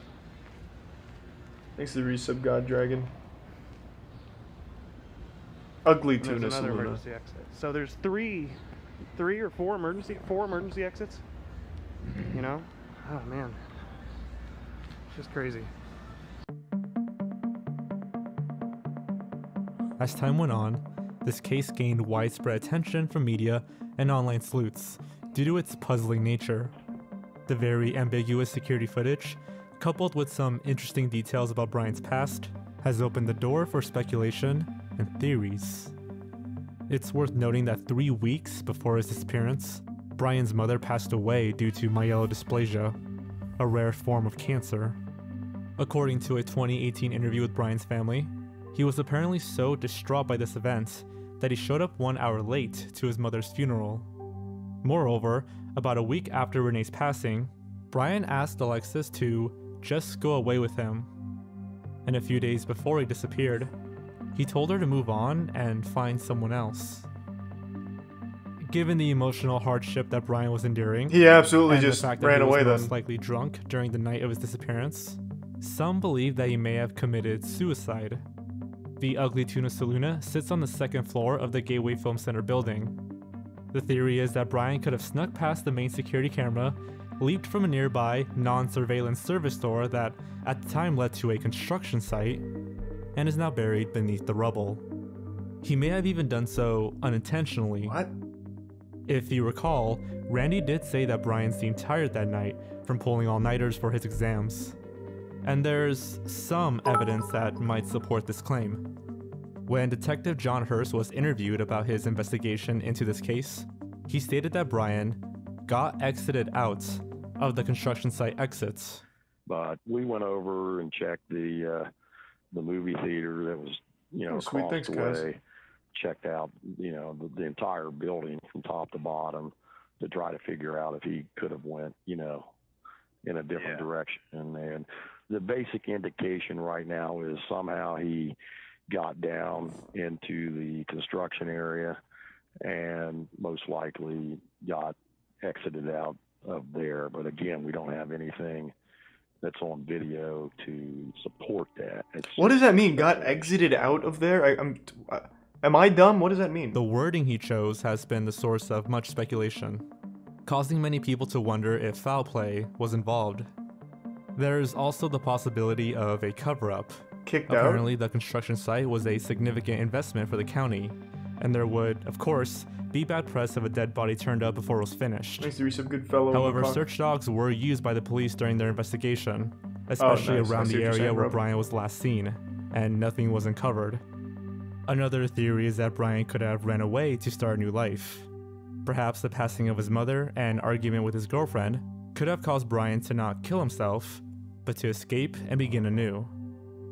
Some people suspect that Brian might have left through a back exit, namely through an unwatched freight elevator. The area is monitored by 2 security cameras, one that automatically pans the area and another that is manually controlled. Brian could have waited for the perfect opportunity to slip past their view.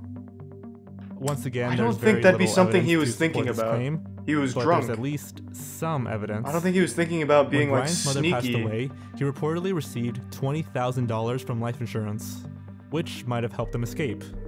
Also, according to Dan Shaffer, Brian was capable of going through sudden changes, or as he puts it, he could swing through extremes. In 1999, he was heavily into partying and drinking until he got a DUI and spent 3 days in prison. After that, he changed completely. He stopped drinking and got into exercise for about 6 months. This could suggest that Brian was no stranger to radical lifestyle changes. Brian also played guitar as part of a band during high school. Even during his Thank years you, at some Pepsi university, Man. he had mentioned that his main goal in life was to start his own band. To be precise, he once said on his MySpace account, "This whole doctor thing is really just a job, only temporary, until I get my band together and put out a record." Which might suggest Not a bad motive. plan. I mean, could the death of his mother push him to such extremes? Probably not. Considering how popular this case has become, it would be extraordinarily difficult for Brian to hide from the public. Also, despite the then recent passing of his mother, Thanks to Prime those close to Negotiator. Brian said that he was handling the grief pretty well and had ambitious plans for the future. He and Alexis were scheduled to leave for Miami that Monday. The trip was actually a gift his mother had given them the previous Christmas. Alexis, along with many of their friends and families, believed that Brian was planning on proposing to her during their vacation. In fact, it was later confirmed by one of Renee's coworkers that Brian had indeed been speaking to his mother about asking Alexis for her hand. Next to some handlebars. It's kind of doubtful that Brian would choose to throw this all away. At the end of the day, Brian was a promising student with a bright future. He had just received a degree in microbiology from OSU, and he was in his second year studying medicine. Whether Brian drunkenly stumbled out of the building or ran away on his own accord, yeah, I'm kind of thinking that might have been what captured happened. by any other security camera that night. No other nearby bar had security footage of him, and the street cameras failed to catch him on the run. He was there, and then he vanished. So do they not have cameras on like the outside of the building where the construction site was? Other theories have arisen, ranging from murder to drug involvement, and even the smiley face killer. From the late 1990s to the 2010s, a series of mostly white, college-aged men were found dead in bodies of water across the United States, often after leaving parties or bars. What? Most of these men were fit, popular, and successful students. What? Brian undoubtedly fits this description well, but the police and FBI have discarded this possibility following their investigation. For one, there's no evidence that Brian's body is in water, or if he's even dead. And second, the FBI have concluded that the smiley face killer doesn't exist. I was gonna fucking say. The drug involvement theories. I'm sure I would have heard of that. Usage of cocaine.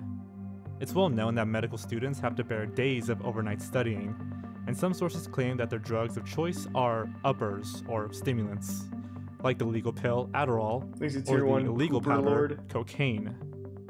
It's speculated that Brian may have purchased cocaine that evening during their bar hopping, and possibly the dealer took note that Brian had a lot of cash, which could have led to the mugging and subsequent murder of Brian Shaffer. Remember that this is all just speculation.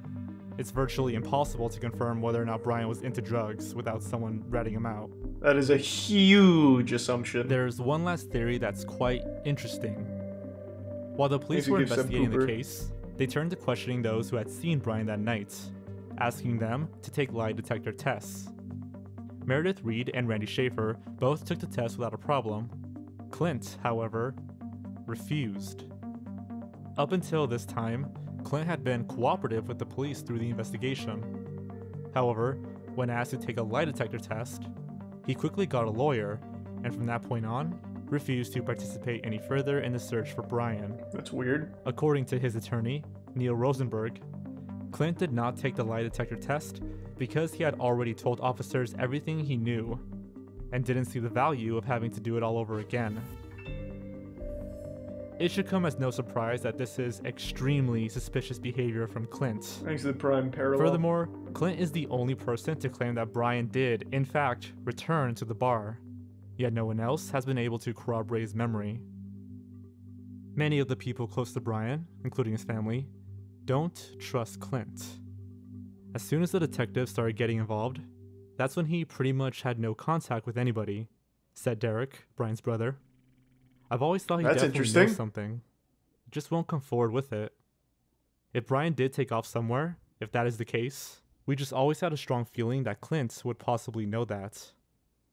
Alexis Wagner agrees with Derek. She also believes that Clint has withheld information. However, she believes that Brian died and did not run off. I can't imagine he would have just done that, she said.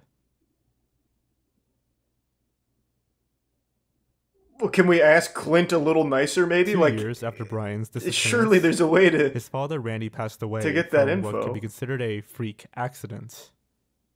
On September 2008, Randy was at his home in central Ohio, clearing debris during a heavy windstorm, when a branch from a nearby tree broke and fell upon him, killing him. Holy shit. The next day, the neighbors found his body and called the police. When Randy passed away, his obituary was posted online, along with a condolence book. It was around this time that a new lead would emerge. Someone made a post on the condolence book as if it were coming from Brian himself, and the message stated a location, the US Virgin Islands. At first, it gave new hope that Brian might still be alive. Sub Pooper and Resub Taka. However, police were able to trace the online message. Looking forward to it. See you on Monday, man. They determined that it was a hoax. Yep. As it had been posted from a computer accessible to the public in Franklin County, Ohio, not the US Virgin Islands. Although the message was a hoax, It has been mentioned that the Columbus police still believe Brian to be alive. Clint's attorney, Neil Rosenberg, intimated this.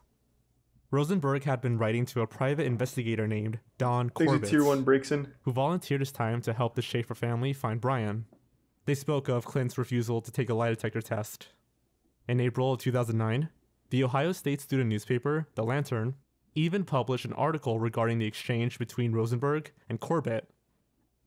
If Brian is alive, which is what I'm led to believe after speaking with the detective involved, then it is Brian, and not Clint, who is causing his family pain and hardship, Rosenberg wrote. Brian should come forward and end this. Thanks to resub, Jabroni. The bits After pickle. so many years, Alexis is now numb to emotions regarding Brian's case. Yet she still wonders about what happened that night. In 2009, she married a man named Eric, a contractor who was building her parents' new home. They now live in Toledo with their children. Nice! Congrats. As for Derek Shaffer, Brian's brother and the last remaining member of his immediate family, he states, I've thought about that night over and over and over for 10 years. What if I had been there that night? Would things have been different? Would my brother still be here? I've carried that guilt around for a while. Derek's wife, Marin, also shares her curiosity about what could have happened to Brian. We never could have believed then that 10 years later, we still don't know what happened to Brian. It's been so hard watching Derek go through this, but we had to get back into our normal lives. Derek and Marin now live in Canal Winchester with their son. Finally, as for Brian, his case remains a mystery. Did someone murder the 27-year-old? Doubt or it. did he run away? Maybe. Did he kill himself, or No. is he still alive? Yeah. In 2016, when asked these questions, Detective John Hurst had this to say. Is Brian alive? There is a possibility he is alive, but if you look at the probabilities that he isn't alive, those are just as great. Samuel. Was he murdered? There is nothing we have been able to recover that shows he succumbed to foul play. So again, the probability of that isn't as great as he just walked away. Did he take his own life? Most people who commit suicide want to be found. I would say that is probably in the lower category. The answers that everyone wants, everyone needs. Probably can't watch that one, Pepin. I don't know if we will ever have them. Alright, looks like I'll have to solve the case. I think what happened... So he's drunk. We need to remember that. I've been drunk. I've wandered around drunk plenty of times before. I think he probably slipped out into, like, the back area that probably ended up in the construction site. And that's probably where he still lays. I absolutely think that's probably what happened. And I think Clint didn't want to do the lie detector test is because maybe they did do drugs that night. And he would worry that he'd get in trouble for drugs. I know a lot of people worry about that kind of shit when those kind of things come forward. Lie detectors are dog shit anyway, but that'd be like the chief concern for not wanting